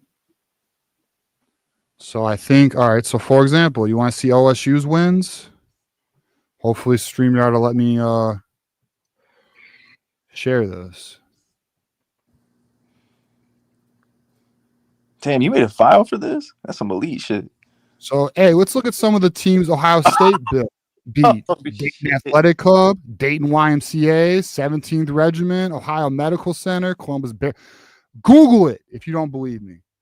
You got Worcester, Denison, Kenyon. Was that a country? Ohio Wesleyan, Otter, whatever. Western Reserve, Butchell. I don't even know what these fucking are. Are these people? Are these families? Kentucky State Community College. Good. Holy shit. They played a community college? Did that help when we pull this down? All right, so don't fucking come at us about this shit. Don't even fucking do it. And guess what? There's more. I got more where that came from. You want to see the rest of these fuckers? Bro, Steve, we weren't even talking about Ohio State before Garrison came up, bro. He did that. Hold up. Where's my shit? I got a whole list of these things, bro. What do you mean rent free, bro? You're in a Michigan channel, bro? What the fuck? What are we doing? Here's another one. It's all love, Steve, but damn, bro. Let's keep it a buck, bro. Like we both. It's a love-hate relationship, bro. Here's Penn State, Wyoming. Who the fuck is that? YMCA. Here's Notre Dame, South Bend High School, Inglewood High School. These are all fucking wins by all these power programs. They all play YMCA. So don't fucking come at us over this shit. Oh goodness. Here's little brother. You like seeing the Lansing High School. Was that a tough game? Detroit YMCA. Don't fucking come at it with us this shit, bro. I got the list. They played a YMCA team, bro. All did. Come over here pumping that Buckeye propaganda. They fucking lying, bro. They want to come at us like, oh, all your wins. You played against the blind. You did too, bitch. Shut up. And you fucking bought players. Shut up. You act like you didn't cheat. You did cheat. You all cheat. Get the fuck out of my face, bro. Oh shit. Let's get negative, bro. We got a bunch of callers still, so let's get to it. I got we're 16 away from another hour though. YMCA is wild. All right, we got Digo Blue. He's been waiting so patiently. And I know y'all have been waiting. We're gonna get to all y'all, all right? So just hold up. Digo Blue, what's up, brother? Hey, what's up with you? Hey, you tell me, big dog. 3-minute calls. Man, I was wrong when I called in last week. Yeah. To USC was way more physical than us. We look soft as hell. They punked man, us, bro. Man, it was so hard to watch, man. I mean, the first half, we was getting gashed, but at least we kept it close. But that second half, man, we look like clowns out there, man. Yeah. Like made they walk on running back look like Derrick Henry out there, bro. Just running all down. He might still be running. Look, dog, we were out physical. We are not the bully on the field right now, and that's why a lot of this fan base is frustrated right now. Yeah, I like Sherrod as I always liked him as an OC. Like you said, I want him to succeed, but if he can't do it, man, Michigan, he gonna have to hit the door, man. That's where I think the fan base is at. Is I think everybody wants Sharon to succeed. We like Sharon the person, but at the end of the day, the team don't look right, and it looks like you might not be ready, Sharon. You know, it looks that way. Like I said, though, let's give it this weekend, and hopefully the boys can rally. But yeah, I mean, I think the fan base is just really the fan base doesn't want another Rodriguez Hoke era. But they don't. Man, we can't go back to that. We can't go back to that nightmare. I know. They just don't. It took one of the best coaches in all of football to get us out of it. Exactly. And it took him years. It took Harbaugh years just to get us, you know? Yep. I don't want to go back to them nightmares, man. I'm tired of all I see all day long, Ohio State fan. Look at Michigan. They can't cheat no more. They just letting them run with that narrative. But, you know, at the end of the day, we were bad last year too, and we ended up turning it around at the end. So I'm hoping Wink can do something because he can leave too. If he don't, you know, pull his head out his ass, my bad. No, you're good with it. You're good. It's unfiltered here. You're good. Uncensored. Yeah, because Wink, I like last year, man, like he was taking forever just to get the defense going in the beginning. Got whooped on by Texas. Like, why you taking so long, man? Like, you can't keep doing that, bro. You can get up out of here too if you ain't gonna get this shit together. Yeah. For real, man. We sick of it, man. We Michigan, man. We gotta be winning. And like you said, how we ain't a national brand, man. We known everywhere, man. We got fans everywhere. I got family that love Michigan that live in Florida.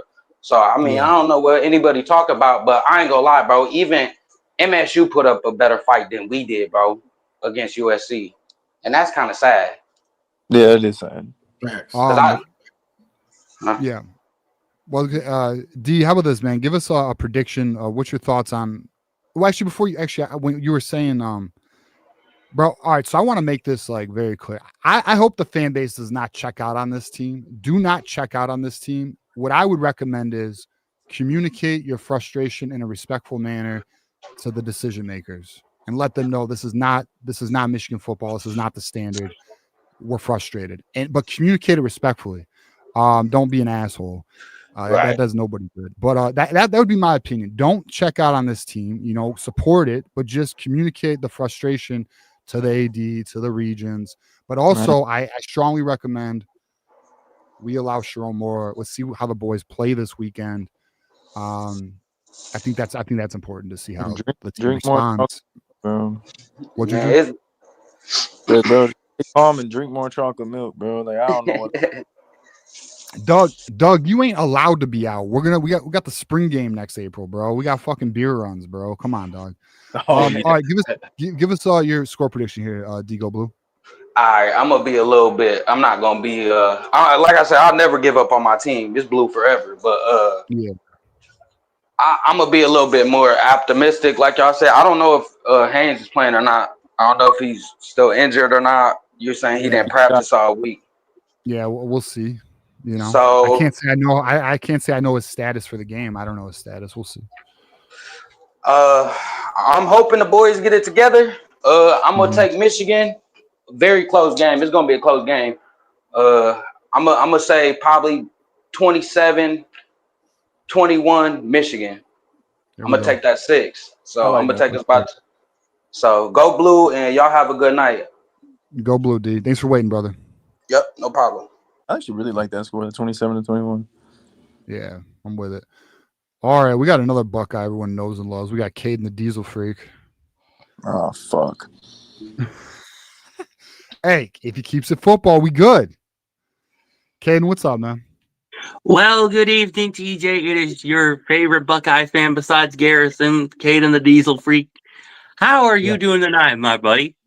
Hey, we're doing all right, bro. We're getting through it. We got the community is excited for this. Oh, well, you want to talk football? I think that the Washington Michigan game, my score prediction, I'm going to just say it's a 50-50 toss up for me, just to be fair.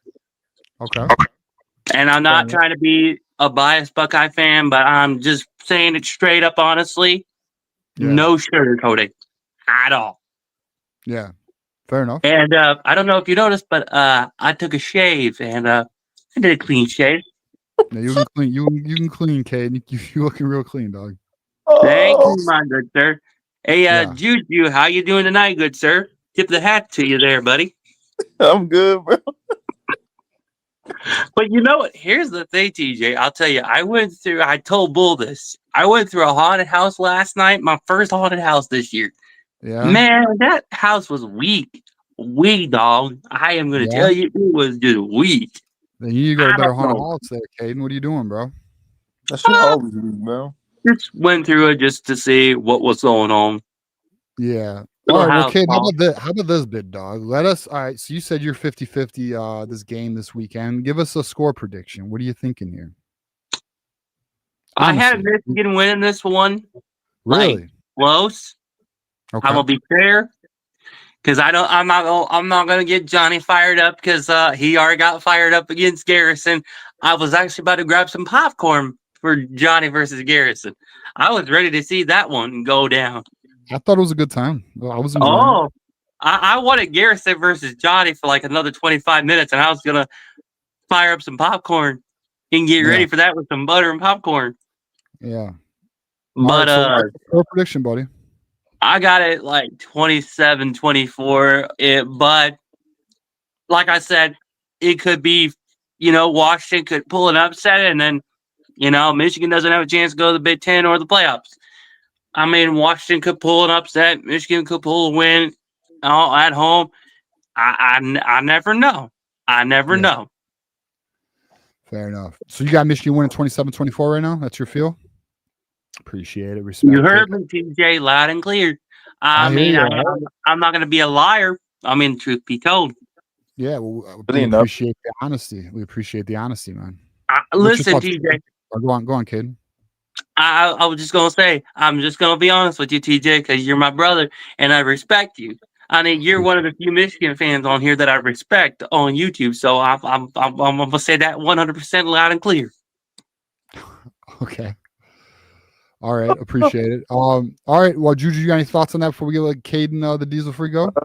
No, I was just gonna say I wouldn't even call it. I mean, I think Washington should be ranked right now. I agree with that. I think Washington should be ranked. Hey, Caden, we got an important question in the chat. They want to know, what are your thoughts on unleaded fuel? On unleaded fuel? Yeah, what's your thoughts on that, man? I really don't have a say on unleaded fuel because, I mean, mostly I'm around things that run on diesel. No I mean, kidding. my F350 is a diesel.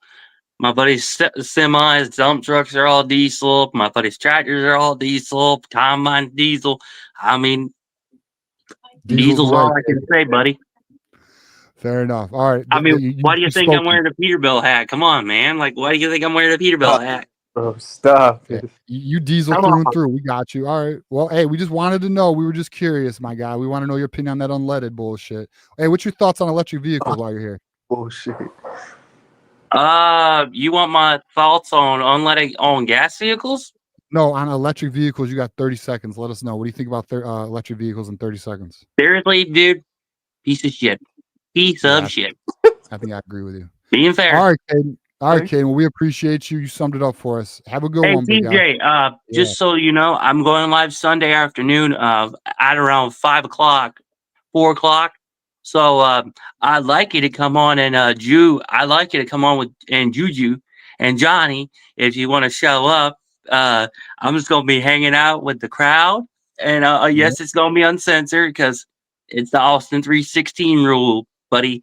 So anybody come on down to the Diesel Freak house. So, and that's all you need to know.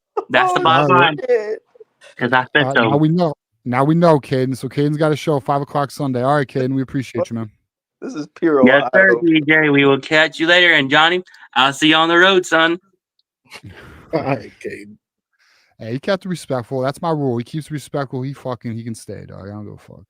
I don't have an issue with. I really don't have an issue with Caden, but I'm aware everyone is, I'm aware that people don't love him all the time. All right, so we got B-Dub in the house, then we got Timothy, and then we got Cam, and then that's it. That's it for the show tonight. It looks like we're up against it. We already hit our second hour. We're 15 away. B-Dub, what's up, brother? We got 3 minutes. What'd you do? Hold on. What happened? There you go. What's up, man? What happened, bro? You're only 15 away? We are 15 away. Can you hold on for a second? Yeah, of course, B-Dub. I mean, all right. Juju, Here. give us a thought. Yeah, no, I got it. I'm gonna do it right now. I figured you will, but you're busy. I don't want to interrupt you. I'm just paying it. Damn. Jesus, can you just? We were 15 away, but thank you for the 20. There you go. Does that work? It worked. B-Dub made it happen. We're going another hour. So appreciate you, B-Dub. I know the community appreciates it. No problem. No, you. I did a lot of. I don't know why I do so much. I listen to too much shit throughout the week, but I only cut down this week. I know you're listening. Hey, is the Blueprint the best podcast right now for Michigan? What do you think? Actually, dude, I'm gonna be honest. Dude, I can't believe honestly, it's Connor Stallion, bro. He has his own. Okay, yeah, I agree. He puts I agree. out content, that's the other one. and he broke down the whole. And I was like, bro, and he broke it down in like 20 minutes. I was like, fuck, dude, Jesus Christ, this guy's good. I watched that whole thing, and then I watched the roundtable. The Blueprint's good too. I like the Blueprint. I think Connor Stallion's podcast, along with the Blueprint, are probably the top 2. Yeah. I like them mixing the roundtable because sometimes they'll chart stuff. Sometimes just their opinion. I like the roundtable too, but I don't like it as much as I used to. Yeah, it can get weird, but I don't know if it's weird. But they were on point today. I think I do acknowledge that. I mean, I think the underlying issue is honestly, I think our problem right now, it's more of a Wink problem. I feel like, especially this past game, it was very, very much all Wink because he never wanted to adjust his game plan. Like he was like, "This is my game plan. we're sticking. We're going to execute the game plan. And I'm like, well, that gives me Don Brown vibes of execute the game plan, execute. And you're like, oh, I get that, bro, but I can't. How am I going to run down Jackson Smith and Jigba, 25 yards down the field because he's doing a crossing route? Like, I can't catch up with that. So I don't understand why he didn't change the game plan. People asked why. I get why, because if USC's in 12-man personnel, okay, you add another linebacker in there. Problem is, though, you use 3D tackles on the line, so you're not even getting a pass rush because you're just soaking up a body, and then you're sticking with 5 guys on the line, and then on top of that, on the back end, it was just a lot of weird. It just never made sense. Like, even people watching it, reviewing it, kind of Stern's the same. He's like, it just doesn't make sense to do this. And on top of that, the players aren't executing. They're not even communicating. They're not even, whatever. And it's like, yeah, I think it's a Wink thing. And like you said, people said from last year it was slow. I think this year, I just think he just doesn't know how these are. I'm gonna be honest with you guys. These are college kids, dude. They gotta do math. They gotta do social. They gotta do all this other shit. And then you're expecting these kids just to pick up your shit and then add more to it and come up with a whole new game plan. The only thing I see, which I think is a good thing, and I'll try and land the plane for everybody, be like, we're unpredictable. This Michigan team is completely unpredictable. So that means anything can fucking happen. We could come and just shut down the whole rest of the season, right? And just shut everyone out, put 0 points. Because let's just say we just play fucking base defense.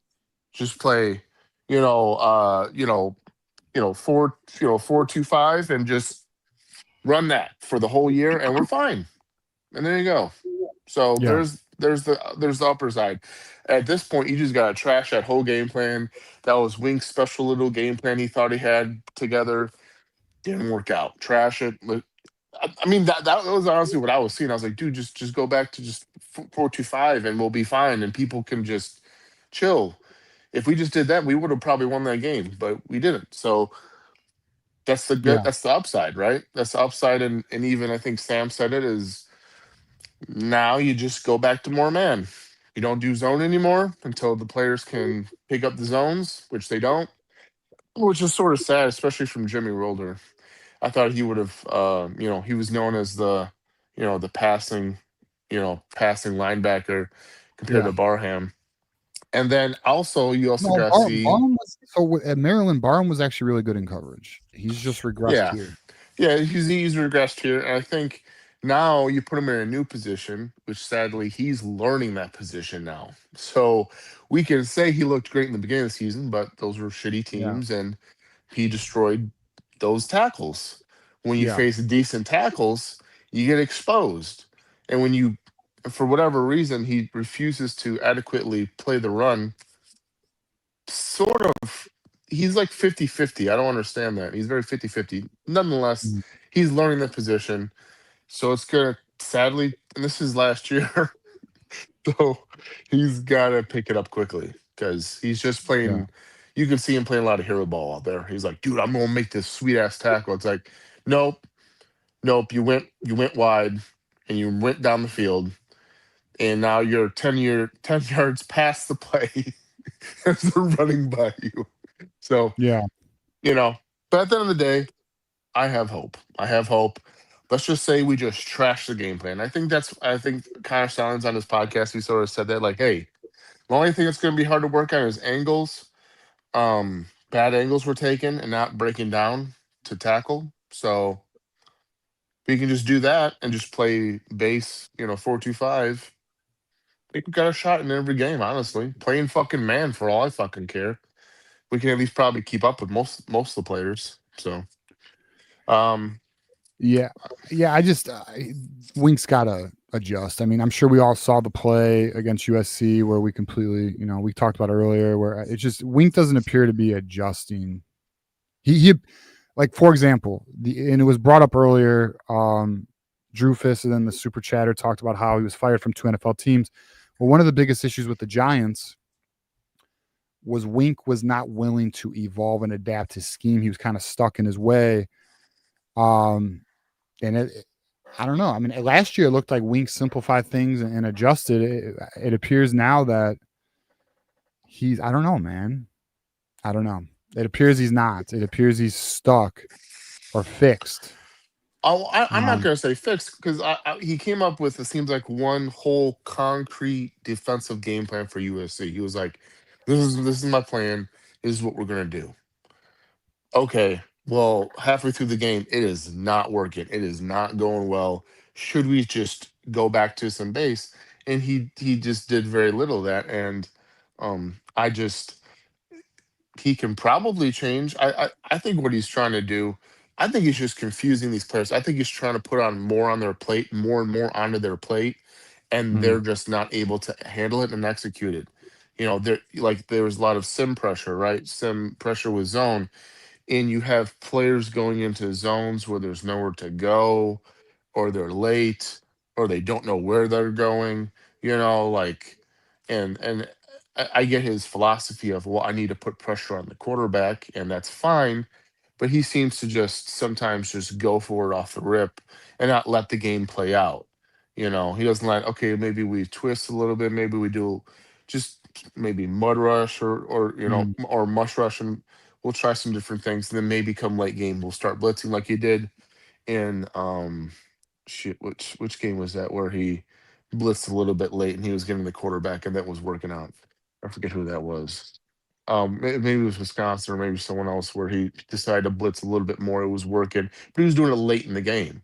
He was feeling out the game. So I would like that type of Wink, but I just feel like he's putting too much on the players to execute. I mean, I thought Moore would be way better in the back end there, and they just all looked confused, very, very confused. They do look confused. They look lost. B-Dub, all right, let me ask you like a couple questions before we can move on to other callers. My first question is, where are you on the state of the program? Do you think Sharon can turn this around? I think Sharon can turn around. I think what Sharon, I think Sharon's more just like an internal guy. Like I don't really show my emotion until someone lights a fuse. So I keep my composure as much as possible until people want to pick a fight, and then I have that fight. Understood. So I feel like he's just a little bit more reserved, and then I get the whole like, yeah, I get Juju's like feels like he's a little faking, when he comes out, walks out and shit like that, screaming and stuff. I see that. But I don't know. That's the pussy, man. I don't know if he's faking it, bro. I just think, I don't know. I think he's trying to find his way, dude, to be honest with you. I mean, I think he's doing. Do you think do you think Sharon Moore is the coach to get us back to elite status? I mean, for him to do what he did last year, after for Northwestern, Ohio State, and then the bowl game, that was a pretty good turning point to where he rallied the troops. So I'm like, okay, so the guys are willing to play because it looked bleak. So he's doing that. So if he can rally through this Washington game, I think this then should, leads us right into Ohio State in a good spot. I think. I mean, I don't know what would you expect out as a head coach. What would you expect out of him? I guess like if I'm a head coach, I'm expecting my people to do their fucking job. Now, when I have one guy who's just straight up retarded in his defensive game plan, you're gonna put that shit on me. Like I told him to do his fucking job, and now he looks like a fucking retard. Like, what do you want me to do? Like, that's on him. If anything, fire Wink, get him out. That's how I see it. And with the offense, looks good. It's showing progress. So I think he's trying. As a head coach, I wouldn't really put it solely on him. Maybe the offensive line play, but I think it's okay. But then at the same time, he doesn't have his players in yet. He has some high-end players. Let's just call it that. He didn't have, the available resources to get high-end linemen now that he does. So maybe Haywood. What if next year Haywood's out there, Babaloa's out there? Maybe that center kid, Strayhorns out there. What if they start showing out next year? Right now, we're like, okay, he's got his players that he recruited in there, looking good. I think he's hitting on some kids, with Marsh in the class and everything. I think he's hitting. He's doing his job. I feel like to a degree, like you said, he's insulating himself with good coaches and good players. That's what you're supposed to do. Is he though? It doesn't look like it right now. I mean, offensive wise, it looks good, right? But defensively, yeah, it's like it's like he tried to reinvent the wheel. That's what it seemed like Wink was trying to do. I'm like, well, why can't we just progress? Like, even Craig brought it up on the roundtable. Like, Iowa's Iowa. Why can't we just be Iowa defensively to a certain degree? Like, we're just gonna play how we play. Maybe we'll throw a wrinkle in there a little bit, but just play our fucking defense. And I feel like Wink's just like, I gotta fuck with some shit here. And I'm just like, why? Why are we fucking with shit? Just stop fucking with shit. Mix in a little bit here and there. Like you said, like if you blitz a little bit late in the game to get the quarterback, that's one thing. But when you're like constantly doing it, you're not getting home, or you're doing it really badly. You're not. I don't know. It's just confusing. So, all right, give me a score prediction, B-Dub. Yeah, the score prediction. Fuck, this is tomorrow, right? At noon? No, it's Saturday. No, I'm sorry, Saturday. I'm sorry. I don't know what day it is. We got work tomorrow, B-Dub. We got work tomorrow. Don't be sleeping dude, in. you don't even. Oh my god, I'm fucking swamped. Yeah, because that's Saturday at noon, and I'm gonna be in Kalahari. I'm gonna be driving. This is gonna be weird. It's gonna be awkward because last time this happened, we lost to Texas. Fuck. I listened and watched that game while driving from Chicago to Michigan. Why the hell are you doing a family vacation on a Saturday, It's a whole weekend thing, dude. We paid a lot of money, and I need a vacation, bro. I need to get the fuck out of here, dude. I mean, I get it, especially if we don't win tomorrow. But yeah, we're bringing the in-laws so they can watch my kid. But some hopefully that's not a bad omen. So not gonna win. I'm gonna say Michigan. We can put up some points. Let's say 24 to 14. Michigan. I think that's not bad. Very happy with the defense if they only allow 14. Exactly, right. But you gotta see it like this. That was a horrible game plan. If we just play 4-2-5 and play man or even a little bit of zone, just having 4 linemen go up front, that's huge, right? Because the amount of times that Barham should have came off the line of scrimmage and he didn't was mind-boggling to me.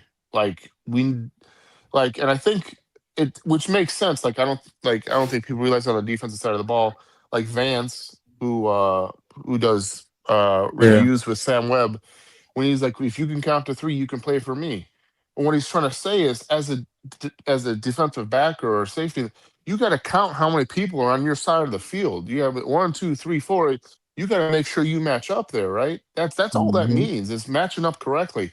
And no one chose to do that. And if they did, it was people pointing, saying, "Look," and no one going there. They're just like, "Yeah, dude, you're pointing. Great." You're like, "No, get your ass out there!"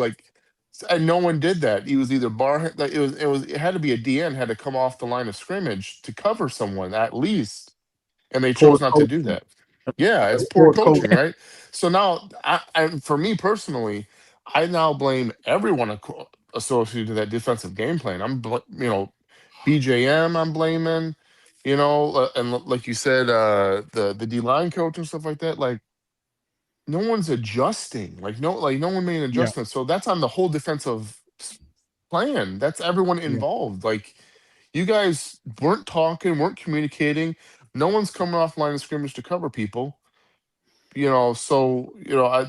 doesn't make sense. So good news is trash the game plan, start brand new, and just play more man defense. That's it. Fuck it. Man it up so we can maybe play some zone, and that's it. If we do run man against this team, our front 4 has to stay gap sound. If you don't, and we play man against Damon he's going to rip us apart and scrambling them with the ball. Because the DB's backs are going to be turned. We're not going to be in position. They have to be gassed down, and you have to have But a you spot. can spy. You can spy. Right. You know, you can No, of maybe course. spot. If it was me, you have Sullivan out there as a linebacker and probably Hausman. Rolder might be a liability to be a spy. I don't think he's got the quickness. So you place those two guys out there. You switch up the spy. You know, and there you go. I don't think I've ever seen Wink spy. No, it doesn't happen. He just blitzes. I haven't seen it at all. He just spied. We didn't spy. Yeah, we didn't we spy Nebraska game? No. Oh, we did against John Mateer to a degree. Oh yeah, John Mateer to a degree. Yeah. But I mean, I would say the best about Sharon Moore. I mean, the reason why he's getting grace, in my opinion, I mean, his players are balling right now. You look across the board, his players from the portal, his players from his class. Yeah. Those kids are balling right now. I mean, the only person in Jimmy's class that I can say is balling right now or having a good, decent year is Jake Granera, who I think is going to be a damn good center. And physically, he's the best lineman we have right now. Yeah, I think we just got to get talent in here, dude. Talent. And I understand, okay, well, what are we going to do with that talent? We got some talent. Guys it's not are a balling talent out. issue. But it's Some not a of them are talent balling- issue. I don't, and you know what's funny is the blueprint, and the reason why I'm talking about is because, like, I'm not watching a lot of stuff, but I did check out the blueprint, and they agree with my position. I mean, I guess maybe I agree with their position. They didn't watch my show, but bro, this isn't a talent issue. Yeah, they did. They might. Actually, it'll surprise you. It'll surprise you who watches these shows, bro. It's out of our players, bro. Like, but no, like for example, what Indiana's doing with their players, and I don't want to fucking hear it. I understand Mendoza's a very good quarterback. I understand they have talent, but they don't have talent top to bottom like we do. And Signetti's got his team playing, his players playing above their talent level, but not only playing above their talent level, but playing as a team. We're not playing as a team, and our guys aren't even playing to their potential. And that's how come I'm telling you, this is not a talent issue. This is a coaching issue. Yeah. And that's I would to a degree. So my thing is, you can say it's correct coaching issue, but you're gonna put all that on Sharon. Like some of these are just guys. Well, no, it goes on. It goes on right? Sharon. Well, listen. So it's not all on the coaching staff, and it's not all on Sharon. So what I would say is, it's like 40% Sharon.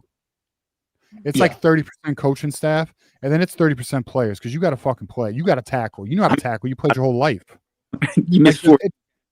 It's not that there's no blame to go on players. There is, but let's be honest. The coaching staff is not, and we see this, putting these players in the best position to succeed.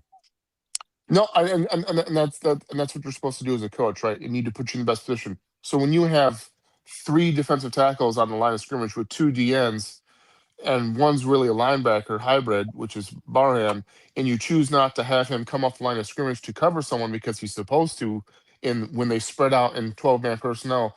So what are we doing, right? So that's on the coaches. That's on the D-line coach to be like, what are we doing out here, guys? We need to branch off. Look, is it not coach. on the coaching staff? Is it not on the coaching staff to say, hey, Bryce, don't run?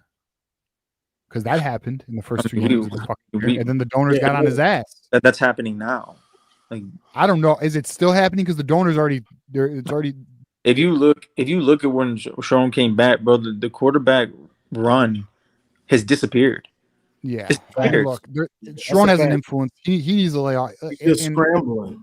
He needs to let Chip be Chip right now. He needs to allow Chip to be Chip. This is thing. I challenge anyone to go back and watch what Chip was doing with UNC, watch what Chip was doing with Auburn across the board. This is not really he's working out of what Sharon Moore wants. This is my opinion. Again, this is my opinion. No inside info. This is my opinion. Watching his offense and watching what is being on the field. Even the 12 personnel is not the same that Chip is running.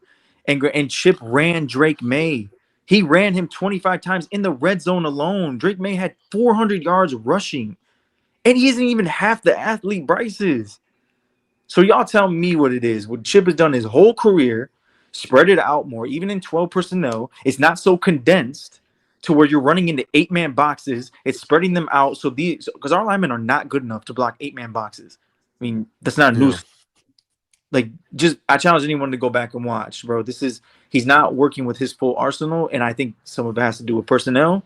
I'm not blaming it all on Sharon Moore, but you would be a fool to tell me that Sharon Moore doesn't have his hands on this game plan. It's not horrible. It's not like the worst game. I mean, the USC game plan was not nearly as bad as the other two game plans that they didn't get many opportunities. Bro, the defense was on the fucking field the whole game. Exactly, right? So I mean, I don't think it's as bad. I think it's making progress. I mean, I was worried too. going to USC, like, okay, is Shromo going to put his hands on it?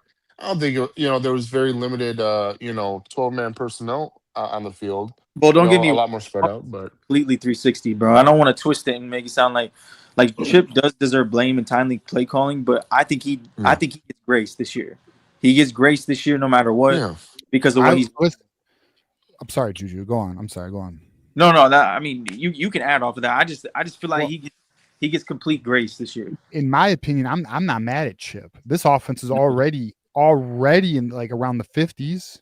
It's the defense. I'm fucking, bro. Yeah, like the defense was supposed to carry the load this year with the Michigan. I see you, dog. I know. That's why I'm so down because the defense is supposed to do their thing this year and allow the offense to fucking evolve.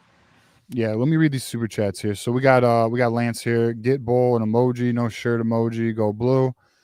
Michigander in the house. 499 super chat. O-line coach candidates. Bob Boosted, Geep Wade, or Jeep. I don't even know how to pronounce that fucking name. Stacy Sorrells, Alex Amberol, Joe Rudolph, Mike Delvin, Greg Austin. Who do you want? I'll be honest, I don't even know him like that. Is anyone aware of these coaching names? I know one, dude. I know one right now that I'd take in a heartbeat. Who? Sam Pittman.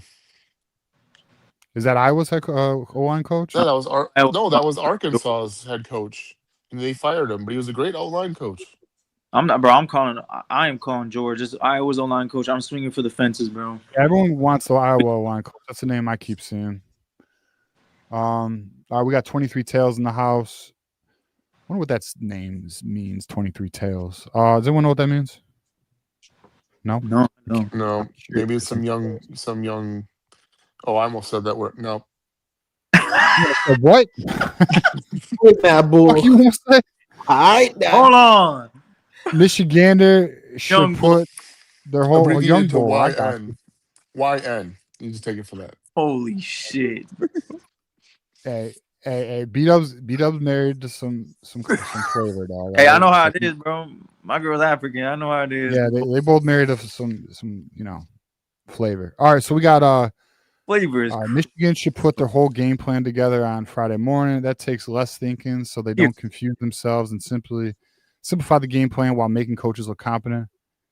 Yeah, right, bro. You got to prepare all week, dog. You have to. There's no way they'll do it Friday morning. We got Drufus $9 super chat. Had to hop off earlier. 27-23 Michigan.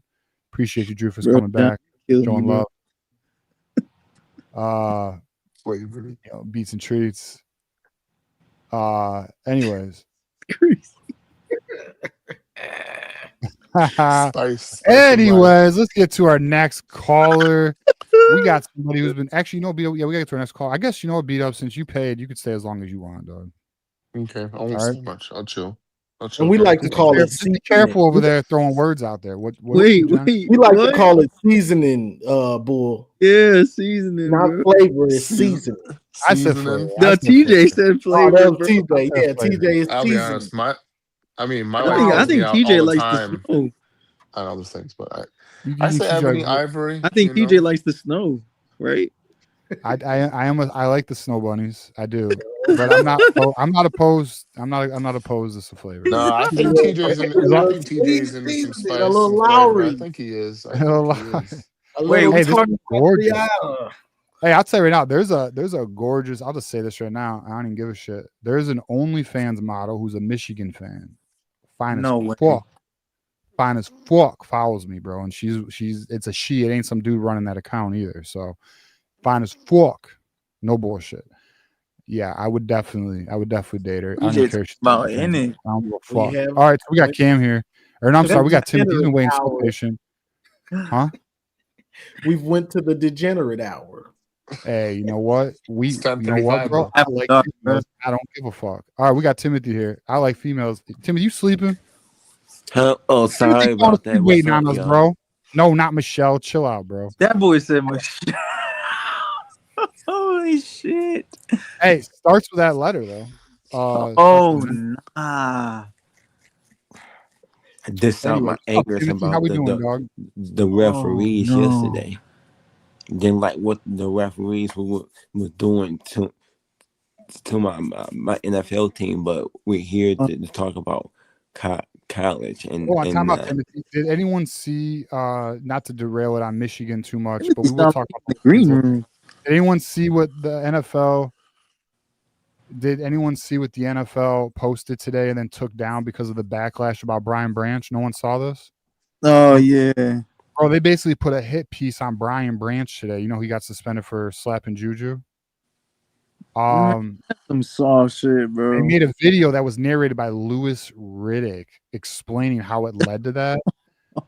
They deleted it because of the backlash of like players and fans. And let's see if I can find it real quick. This one here, all right, I'm gonna share it real quick. This is hilarious. They said he almost got chop blocked, and they the video's gone though. But essentially, Louis Riddick is usually the one to speak out he chose against. the handle his own self, and he should never done that. They got him suspended. So this got deleted, but you got players going at him. Essentially, they made like it's just fucking crazy. NFL's on some shit. For those who don't know, maybe people don't know this, and it really doesn't matter. The NFL got caught lying this week. The NFL got caught lying. They know they cheated, and they lied, bro. They went against their own rules and lied to everybody, and they're getting exposed right now. Now, ESPN won't cover it, but a lot of other places are covering it right now. And essentially what happened is that touchdown that got overturned, should not have been overturned because you cannot overturn, even though it was an illegal play. So the call is correct, but the process on how they overturned it is actually against NFL rules. New York buzzed down to the NFL or to these refs, and they said overturn it. After 73 seconds after the play passed, it is illegal to do that. And the NFL is saying that New York did not buzz down, but it was communicated to not only Dan Campbell, but Jared Goff that the NFL buzzed down, thus making the NFL and the NFL's lying in the pool report, which is the report with the NFL, with the referees at the end of games. Long story short, the NFL is being exposed right now for lying, and it's just a bad look. They said that they never heard of that penalty until now. So it sounds like they just making up the penalty. Yeah. And also, they also had zero penalties in that game. They trying to be Andy Reid, Mahomes, Kelsey, and Taylor Swift security guard. Yeah. On primetime games. That's what's happening with the Lions situation right now. It's pretty interesting as a Lions fan to observe. And how can a team that play Monday night and they had 13 the penalties, the next week they play on Sunday night and they have 0 penalties, and our team has a whole bunch of penalties? No. Actually, yeah, so the referees were missing calls over the last 7 years. That calls. Kansas City has received the benefit of whatever. I'll just say shady shit, bro. But understand this. Sports is entertainment business, and it's about money, and that's what they're after, bro. They don't give a fuck about the integrity of the game. They really don't. And I'm this whole gonna be honest, AI has gotten way out of control because the amount of videos I saw on X of Mahomes kissing refs was a little too much. It was just creepy. I'm gonna tell you this, shit, bro. What he's doing, dog, at Mahomes. I'm gonna tell you this. Soft shit. That's off topic, but on topic right now. I'm telling you, AI. I'm gonna tell you right now. We in trouble as a society. I'm gonna tell you why. Yeah. There's things being created by AI. You really are having we are gonna have a hard time deciphering real or not. And I'm gonna tell you this. I'm already seeing guys, males, falling for AI girls, and I don't mean profiles. I mean pictures, bro. And I know it's AI. I can tell, but there's people falling for this shit, bro. And not only the AI girls, but like just there's gonna be videos where I'm telling you, in about 2 to 3 years, it's gonna get real tough. It's gonna get real tough, bro. If you got money, if you got some spare money, invest in AI stocks, Nvidia. There's your stock. There's your stock fucking recommendation. I also explain how they can Johnny about blow can outsmart the referees, but we got 2 players. They doing they acting like Davis from Ohio State would he be over holding players? Brian Branch and Terry, I don't know. They do that a lot. They be over the holding and tackling wrong. That's causing a rough penalty. No. When they bye week, Dan Campbell, he need to have a defense meeting, and during their bye week, they're going over the penalty rules, what they can do and can't do, and get that fixed. Yeah. I hear you, buddy. I hear you. All right, so let's talk about Michigan here. What's your prediction for this game, Timothy? They need to run Bryce. Yeah. What's your prediction? This Washington team, this is a team where they should be capable. The least win by double digit, and then we need to see the Sharon Moore that went to Penn State and said that we going to beat you running the ball. In the second half, we're gonna call zero passing play, and we're going to just beat you running the ball.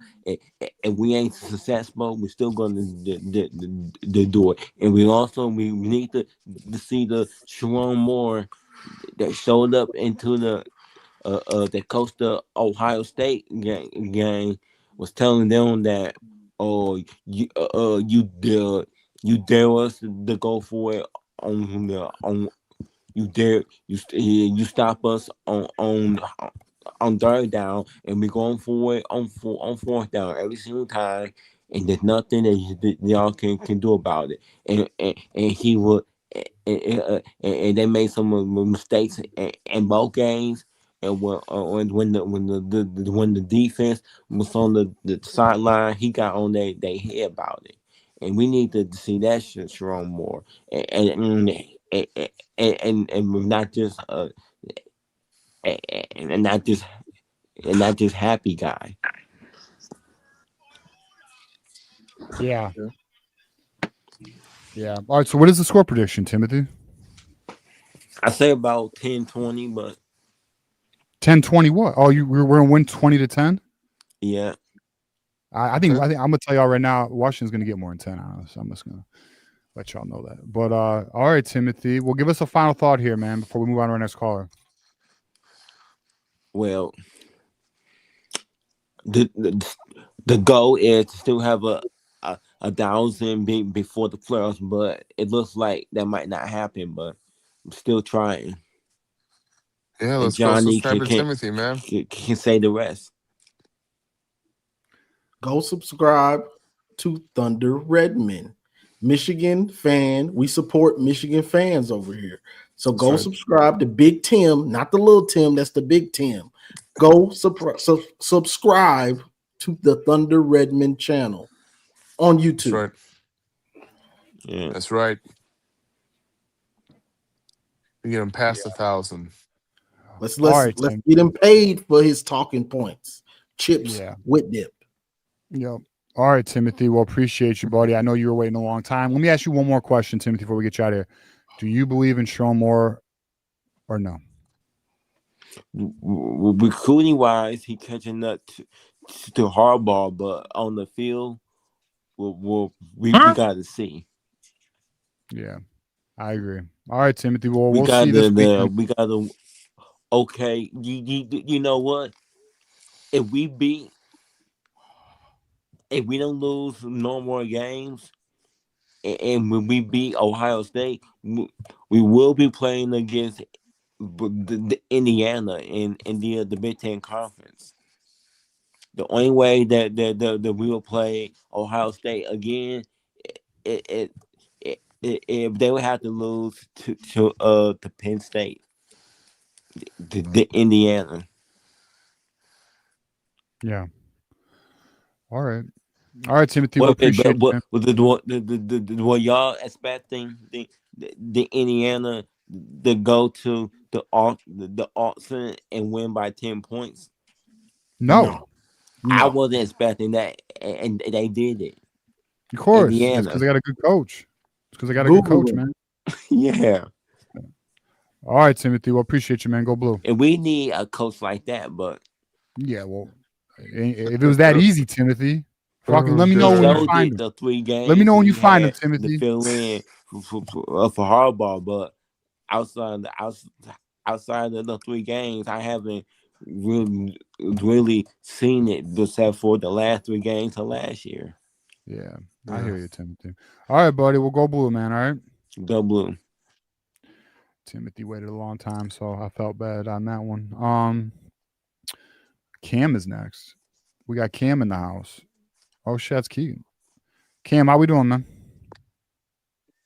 What's going on, y'all? Yeah, you tell me, Cam. You also been waiting a long time. How you doing, brother? Man, I'm doing all right. I'm at work. Are you? Hey, man. I won't tell nobody. I'm glad you let Mama cook, bro. Bro, I'm gonna be real with you. I was very surprised to see Marmar's position on Tuesday, and then I had a phone call with him because I was real curious, like what happened. Because Marmar is all Michigan, everything, bro. Yes. He literally, Marmar's as high as a super fan. He's up there, bro. Like he is, like he literally, like you know, how, like some people put some money to the side for like a investment portfolio. Yeah. Marmar's putting some money to the side for like Michigan tickets and Michigan gear, dog. You know what I'm saying? Like Marmar's all Michigan, bro. So like for him to be out on Sharon, I was like, oh, I got to hear this, you know. It's the money, y'all. It's money talks now. Yeah. We gotta say it. This is like a mini, you know, the NFL now. Yeah. It's what they say in NFL. What have you done for me lately? Yep. So if we gonna keep going through this, we can't go back 2 years ago when he was the interim coach and won them 3 games. That was good. What are you doing right now? How the kids look right now? The young men like right now when they play games. And out of these, how many games he was he's been our coach? About what, 18 games? Yeah. So they've been average or below average. How many times? About half and half? Yeah, right now, Sharon Moore is 11-6, 17 games. 11-6, boys. There's context to that. There's context, man. All right, give me context. No. Go ahead, boy. We didn't have a fucking quarterback last year. That's whose choice was that? That's his fault. Yeah, it's his fault. That's his decision. That is his decision. Yeah, he trusted did trust the Campbell, people around him. But at the same time, we seeing this team with this young team we got, and we paying money for these players. They not behind him. They not. You can see it on the field. He lackadaisy. The team gonna be lackadaisy. Because nobody fears him. Like I keep saying, There nobody you fears go. him more. It's just that simple, bro. Like when you are a player's coach, it can get a dangerous line between being your friend and not your coach. Like there's nothing that puts in these kids' minds that I'll get benched or this and that and the third, bro. Like he doesn't strike fear in nobody's heart. Jim Harbaugh does it. Kirk Cincinnati does it. Ryan Day does it. Urban Meyer did it. Like Dabo does it. Like Kirby Smart does it, bro. Like Dan Lanning. All And these then coaches will pull your card. If it start at the top, it's like a company. When the president don't give a shit, it's gonna go all the way down to the bottom of nobody giving a shit. So now you got a lot of players on there. I don't give a shit. I'm getting paid. Who cares? And it's what we see. So you Take the see money away. that's why you If see the we take laughing when we down all them points. when we down, take the money away and see who cares. That's what we need. If we take all the money away and just play straight football, you will find out who care about this game. Because you give them money, it's like they don't care. That's why you think Nick Saban left? He saw the writing on the wall. Yeah, he knew Alabama could not compete in this era. No, not even that. He knew what would it do to these people when they get money. Is they gonna care? I mean, no, let's keep it a buck. I mean, they were handing out McDonald's bags before it was even legal. So yeah, but they were handing out like $100,000, $200,000, not $1 million, bro. That $1 million. No, that's what I'm saying. Like, they were still outbidding everyone because nobody was. I mean, don't get me wrong. But Alabama Michigan ain't on the level of these teams now.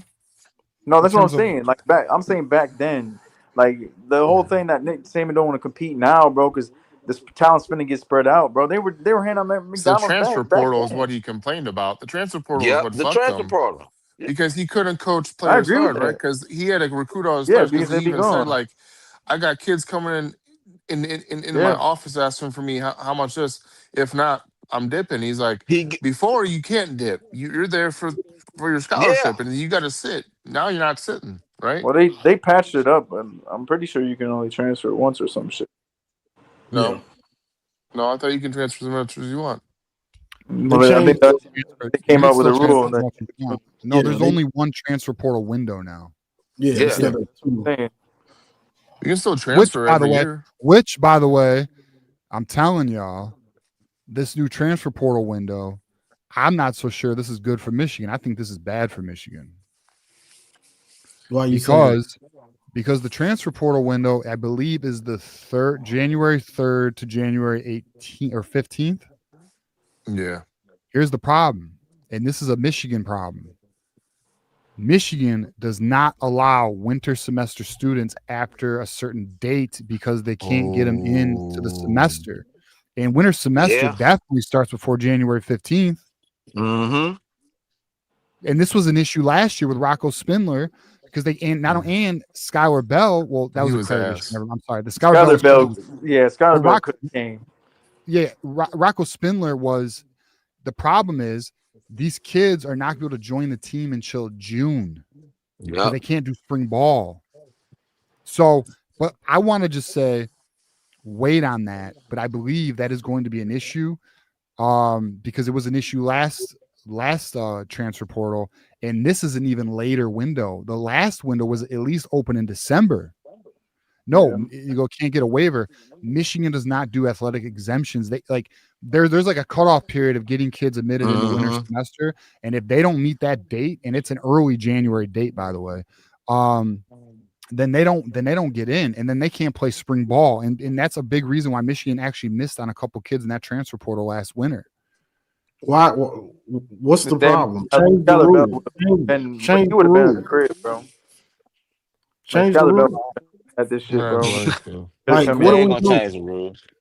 I mean, the problem is Michigan when it comes to the academic shit. The problem is when it comes to the academic shit, they hold the athletes to the same standard as the Now I will say this: high school wise, there is actually a little they are a little relaxed, like not majorly. Like there's still an issue academically with high school kids if they don't meet certain qualifications, but there is a lesser requirement for an athlete to get into Michigan than there is for a student. But when it comes to like transfers, they hold these kids at the same standard, man.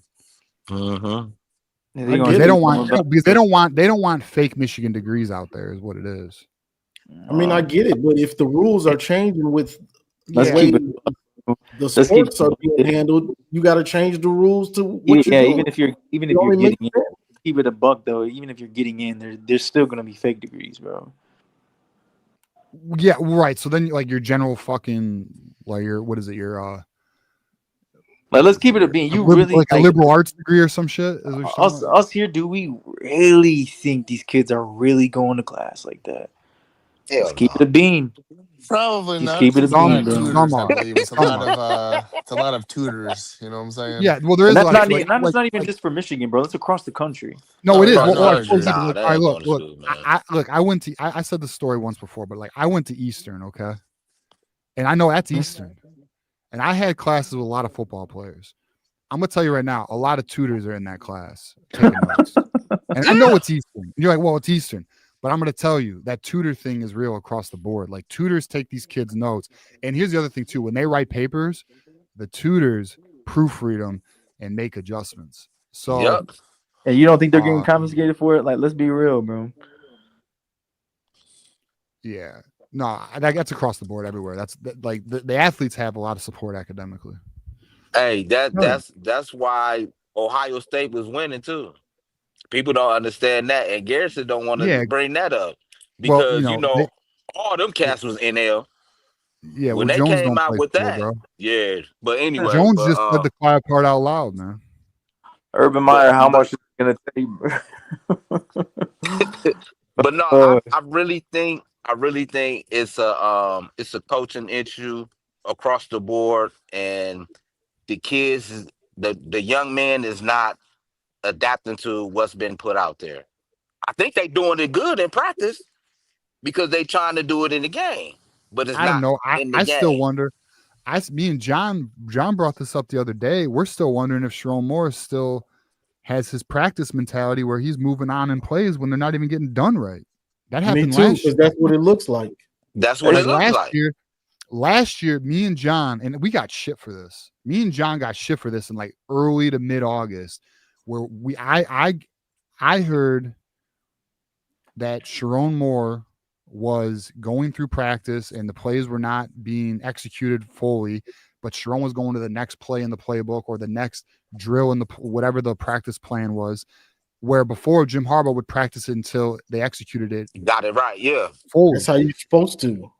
Now it later came more public, and I think it was Sam Webb. I don't know. I might be putting words in people's mouths, but it became more public in some of the other insiders where this was mentioned, and I wonder, is Sharon still have that practiced approach? Because I don't know at this time. I don't know. I can try to find out, but I don't know at this time. So like, it's just interesting. But the team plays like that. The team plays like he still has that approach. I mean, they play like what they are, bro. Young. Yeah, they play young. Play young, Brian. You have a young head coach in year 2. You have all these young kids, bro. It's a recipe for disaster. Like, you have to be a damn good coach to be able to steer this ship, and he's just not that right now. And that's why everybody's saying he might be gone, because we are dealing with somebody that never been a head coach at a big time program. This ain't Wisconsin and Northwestern. This is Michigan. Everybody know Michigan. Everybody know the M. Yeah. So we taking on a young coach that never coached before and putting out this. And then here's the crazy part. We got to deal with the BS that's coming from Ohio State. Dog, that was hilarious, bro. I was dying laughing. And that's why people are fed up, because we got to hear this BS from them. And we don't want to hear that shit. And I hate the people who are, come up and said, "Oh, we weren't expecting much from this year." But I'm not expecting a national championship. I'm expecting to contend. It is, again, I don't want to repeat to everyone. It is not if you lose, it's how you lose. How you lose is very important. I just want to see progress. I want to see us go 9-3. If I can see us go 9-3, I can take that. I could take that as it's not ideal, right? You want 10-2, but I mean, if 9, that means okay, we're making some progress to somewhere. People are changing, shit's going a little smoother somewhere, and then worst comes to worst, you fire Wink, you get someone else. I think there's 3. I think Wink, JB Brown, and Newsome need to go this offseason. But my thing is, if you the big time, offensive line coach, and you the head coach, I'm gonna make sure they straight over there. Y'all, the defense, y'all need to do what you do. Wink, it's on you. I'm gonna make sure the offensive line coach, because that's my mentality. That's what I know the best. Yeah. And for you to put out that garbage and not getting them right, that's on you. That's why you arrogant, bro. This card pulled, bro. Like I'm dumbing down this whole offensive line guru, bro. That card pulled, bro. Why didn't he get a offensive lineman in the transfer portal? Why didn't he get a couple? Got Norton We and Hap. couldn't. We failed on both of them from Notre Dame. It's more than two linemen out there. No, that's we that's got them, we don't play them. No excuses, bro. I'm sorry. Like we try to give excuses, but it's running thin now, bro. All right, so Michigander brings up a point here. He says Jim Harbaugh ran an incentive-based NIL, earn your money on the field. All right, the problem with that, though, Michigander, is that is an outdated NIL approach. Michigan would only pay when NIL became legal, Michigan would only pay its players to retain them from going to the NFL. They were not paying transfer portal or recruits, and that really cooked us in the 22, 3, and 4 classes. Yeah, that ain't gonna work anymore. No. Maybe I think the 23. No. I'm sorry. 23 was the Will Johnson year, wasn't it? It was. Hold on. Let me double check. 22. Was that 23 22? was good, but everybody transferred after they was playing the older guys. Y'all remember? The linebacker that transferred that went to Missouri, the freshman? Jeremiah Beasley. Yeah. 22. You're right. 22. So 23, 24. Yeah, so 23 and 24 were the years that cooked us. And it's because we were behind in NIL. Those were the classes that were around 20. But even so, are we playing like a top 20 program? I mean, it's questionable as fuck right now. You know what I mean? Like, again, the talent's there. The talent's there, boys. I mean, it's just the coaching staff. But to your point about the guy, the player at Missouri, Judice. Yeah, he's playing at what, like an all-conference level, Juju? Is that what it is right now? No, fucking Dom Gadiz, bro. Yeah, it's Judice. I think it's Judice, but whatever. Gadiz, Judice, who gives a shit? He ain't here no more. What about it? This is why I'm out on Newsom, bro. That man is playing at a all-American level right now. Yep. Yeah. That's what I mean. Like he's playing we'll say all conference. He's playing all conference level. But that's what I mean. So another concern I have about Sherrone Moore, and I think it's fair as hell because we've seen this issue since last season, his evaluation of talent. Yeah, it's horrible.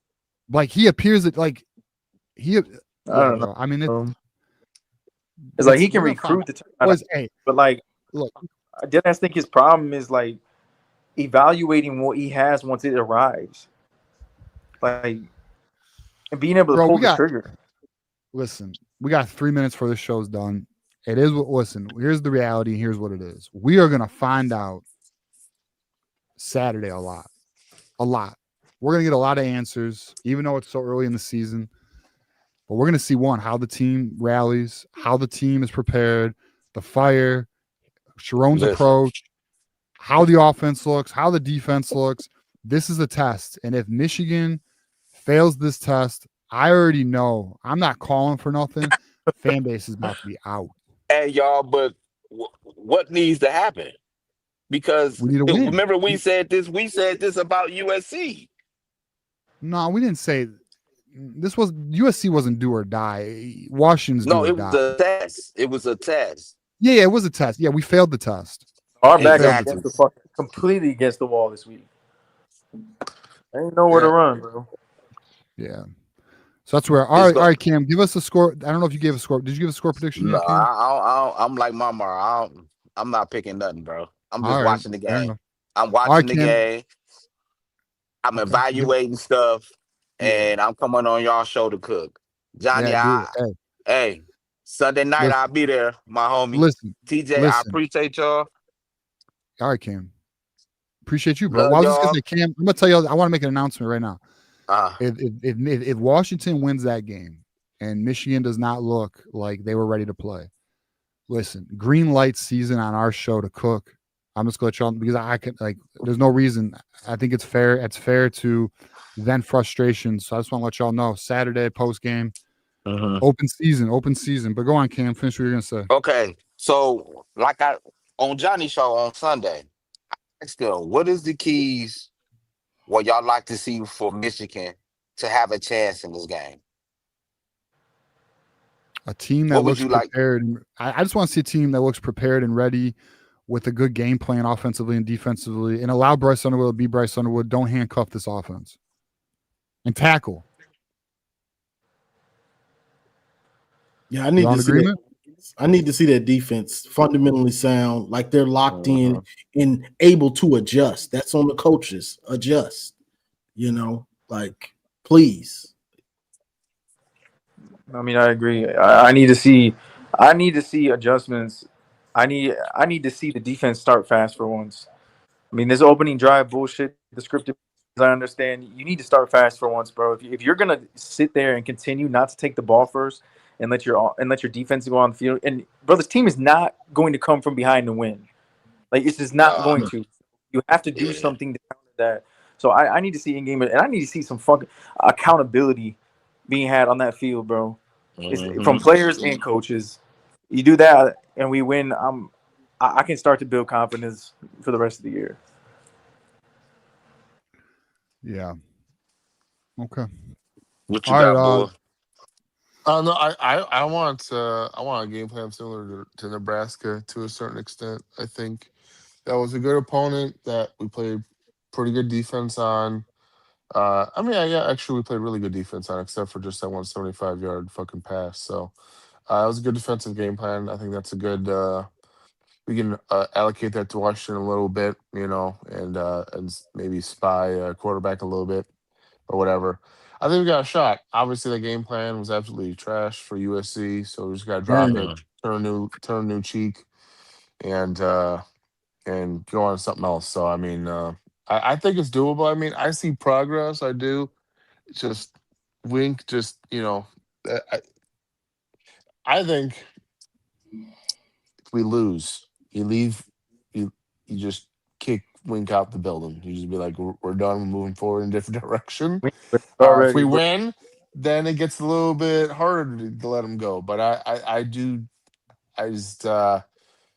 just baffled me, right? I think you baffled a lot of people. It just made no fucking sense. So we'll see.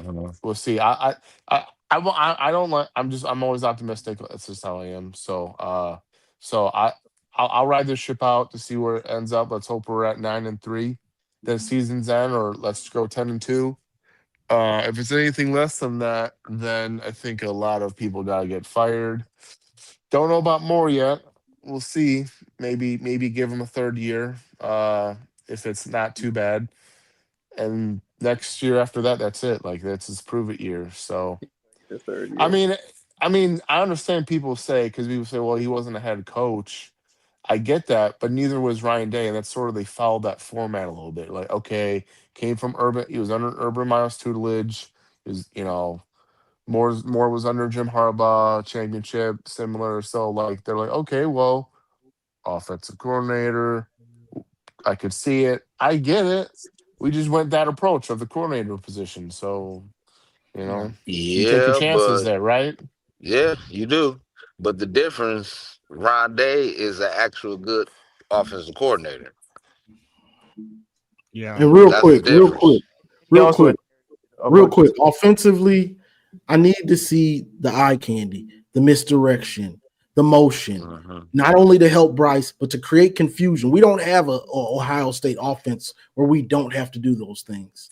Yeah. We need to do those things to help out the offensive players and to scheme some guys open, make these defenses confused, because they doing it to us. So not just in the scripted plays and then we never see it again. Continue to do it all game and play off of that. Yeah, we'll see if the boys can do it. All right, we got a super chat here. We got a super chat, Matt Miller, 499 super chat. Real question: who are your top 3 realistic head coaching possibilities? Some big names have said Matt Campbell wants the Michigan job. Would you like that? I'm sure Matt Campbell would want the Michigan job. I mean, who wouldn't? But one thing with Matt Campbell, he's gonna hold you accountable, and he got a work hard mentality. I do agree with that. He can't recruit with a damn, but He does. He can't recruit, but he gonna hold you accountable, and they gonna play hard. He's also at Iowa State though. That's a tough place to recruit. Honestly, bro, I don't see if it ain't a big time. If you ain't the tires at Nick Saban, if you ain't kicking the tires at Urban, if you ain't going after Kalen DeBoer, there's no one else to really talk about. Well, what's interesting about Kalen DeBoer is Kalen DeBoer wanted the Michigan job. Bro, yeah, bro, he low key could have been at Michigan right now, bro.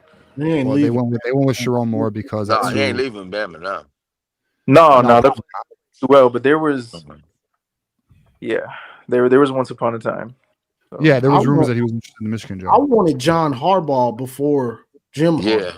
That's who I originally wanted when we got. All right, but we're not going to get John Harbaugh because here's the reason. One, John Harbaugh saw what happened to his brother. Okay, Yeah, and they're still spiteful over that shit over the. I wouldn't doubt it. Like and the regions. By the way, there's. I mean, if anyone's paid attention to Jim Harbaugh's friend Todd Anson, he's still going off about that shit about how he's still going off on Ward Manuel. I'm not gonna lie to you, bro. The TJ, the perfect fit, it would never happen. This would never happen. But the perfect fit is already in Michigan, bro. It's Dan Campbell, bro. Dan Campbell. That is a fit, bro. Like I'm not. First of all, stay the fuck away from Dan Campbell. All right. Second of all, he ain't coming to college, bro. Hold on, TJ. Would you rather have Michigan be great or the Lions be great? Yeah, bro. Come on. Yeah. Them shitty TJ. I'm gonna be honest. I was be honest. I need Dan Campbell to stay on the Detroit Lions. He's finally given I've been a fan of that team my whole life. I finally have a winner, bro. Leave my Lions the fuck alone. Let him know. Leave him alone. No, we need him. We need him. He would be perfect. Look at him. Yeah, you better go. Listen, Michigan's gonna find somebody. Don't worry, we're gonna find somebody. Nah, we coming. I'm just saying. No, but TJ, tell me that wouldn't be the perfect fit. Of course, but bro. I'm gonna tell you right now. Every team, in like 30 teams in the NFL and 130 teams in college football, feel the same. No, but like specifically for Michigan, their mentality, bro. Like blue collar type regimen. Like that's. I think it would be a match made. It's never gonna happen, but I like. I'm to be honest, the perfect college fit is Kurt Signetti. Yeah. His old ass. Indiana just said, fuck everybody. They did. They locked him down, dude. I was waiting. I was like, dude, maybe we'll have maybe have a shot. I don't think the Signetti contract. I don't think the Signetti, and my bad, I don't think the Signetti contract's unbeatable. I mean, he's only at $11.6 million a year. You could make him the highest paid coach. Like I'm saying, if we talking money, bro, not really anyone's talking with us. I wouldn't be mad at Jetfish.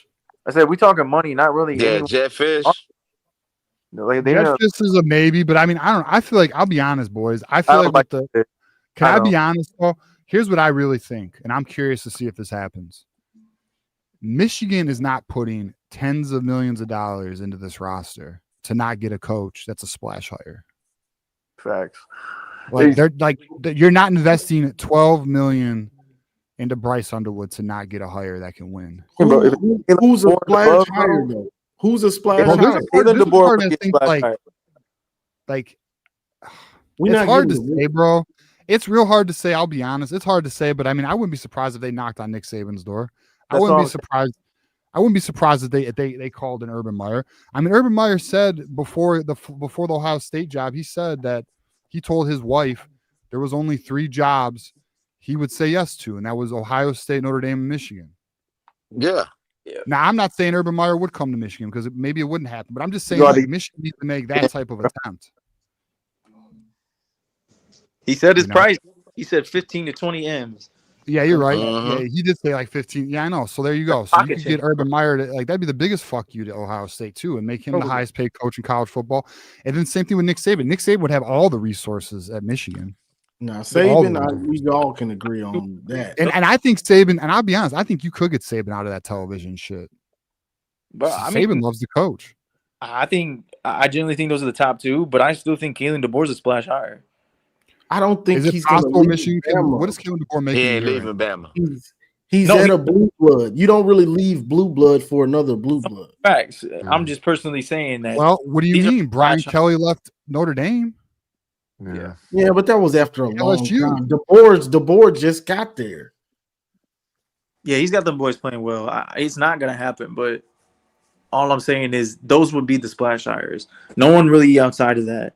Bro, Alabama's looking for a reason to get rid of Kalen DeBoer, bro. Like the fan base was almost out on him last year, kind of like we are on Sharon. I think you could maybe prize that right now.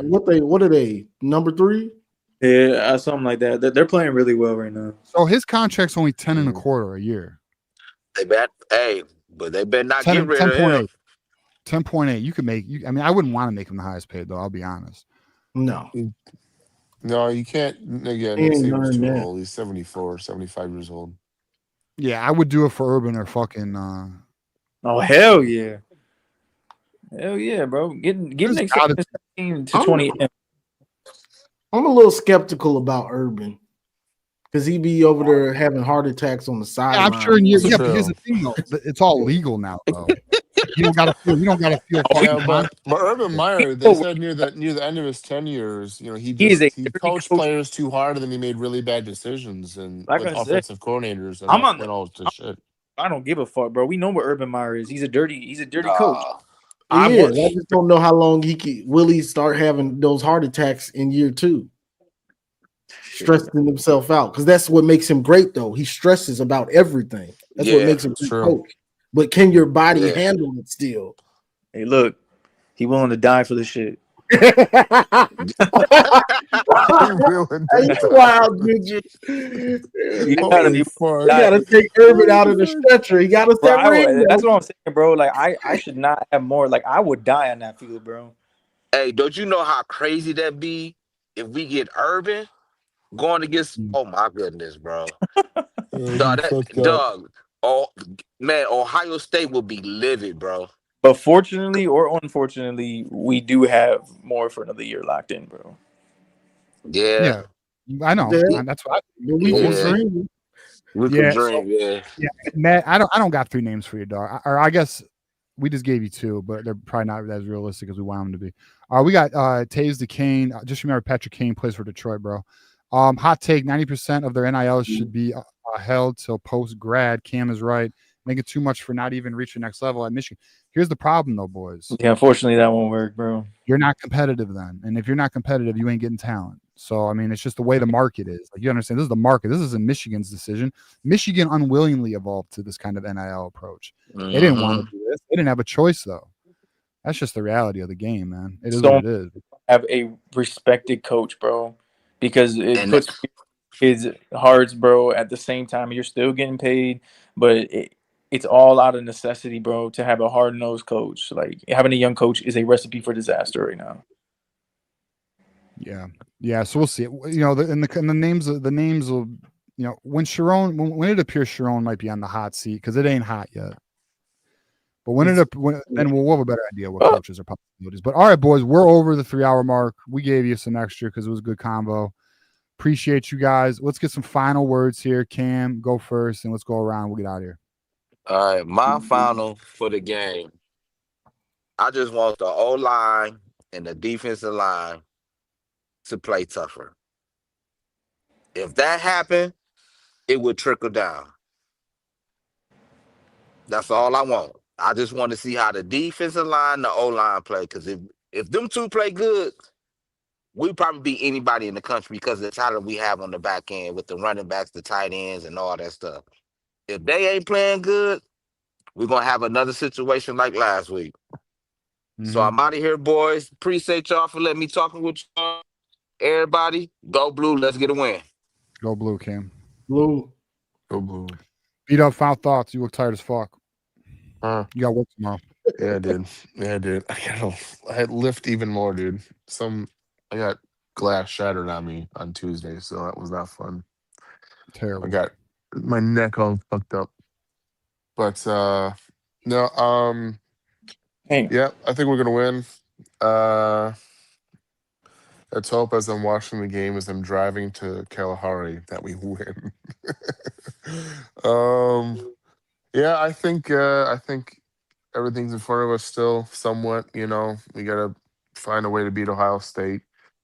Try to go 10-2, if not 9-3. I think that's good for me, but I don't know. This whole wing thing gets me bothered. I rather, just a whole 360. It didn't make no sense to me. So, so we win. What did I say? 27-14 or something like that. 24-14. I think that might be good. Keep things in front of us. I mean, sort of what we did with Nebraska. I think we played a lot of we played man, but we were really off quite a bit. So that might work. Final thoughts, not story time. Sorry. That's what I got.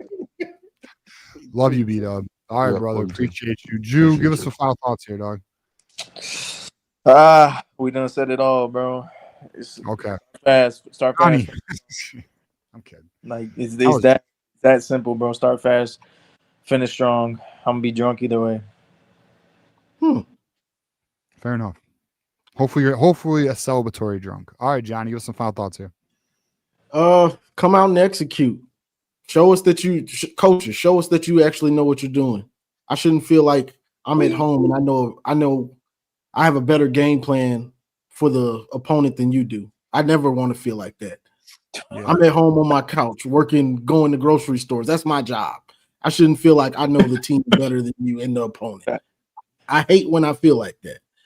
So that's I hear you. I hate when I feel like I know something better more than the coaches do. All right, fair enough. Good fucking point, Johnny. All right, my final thoughts. Fuck Ohio. You better win Saturday or the fan base is coming for you. I hate it. I don't want that, but it's where we are as a fan base. So it is what it is. All right, boys, we're out. Saturday post-game show. Green light season. Hopefully we win. If we lose, talk your talk. All right. So as you know, it is always go blue.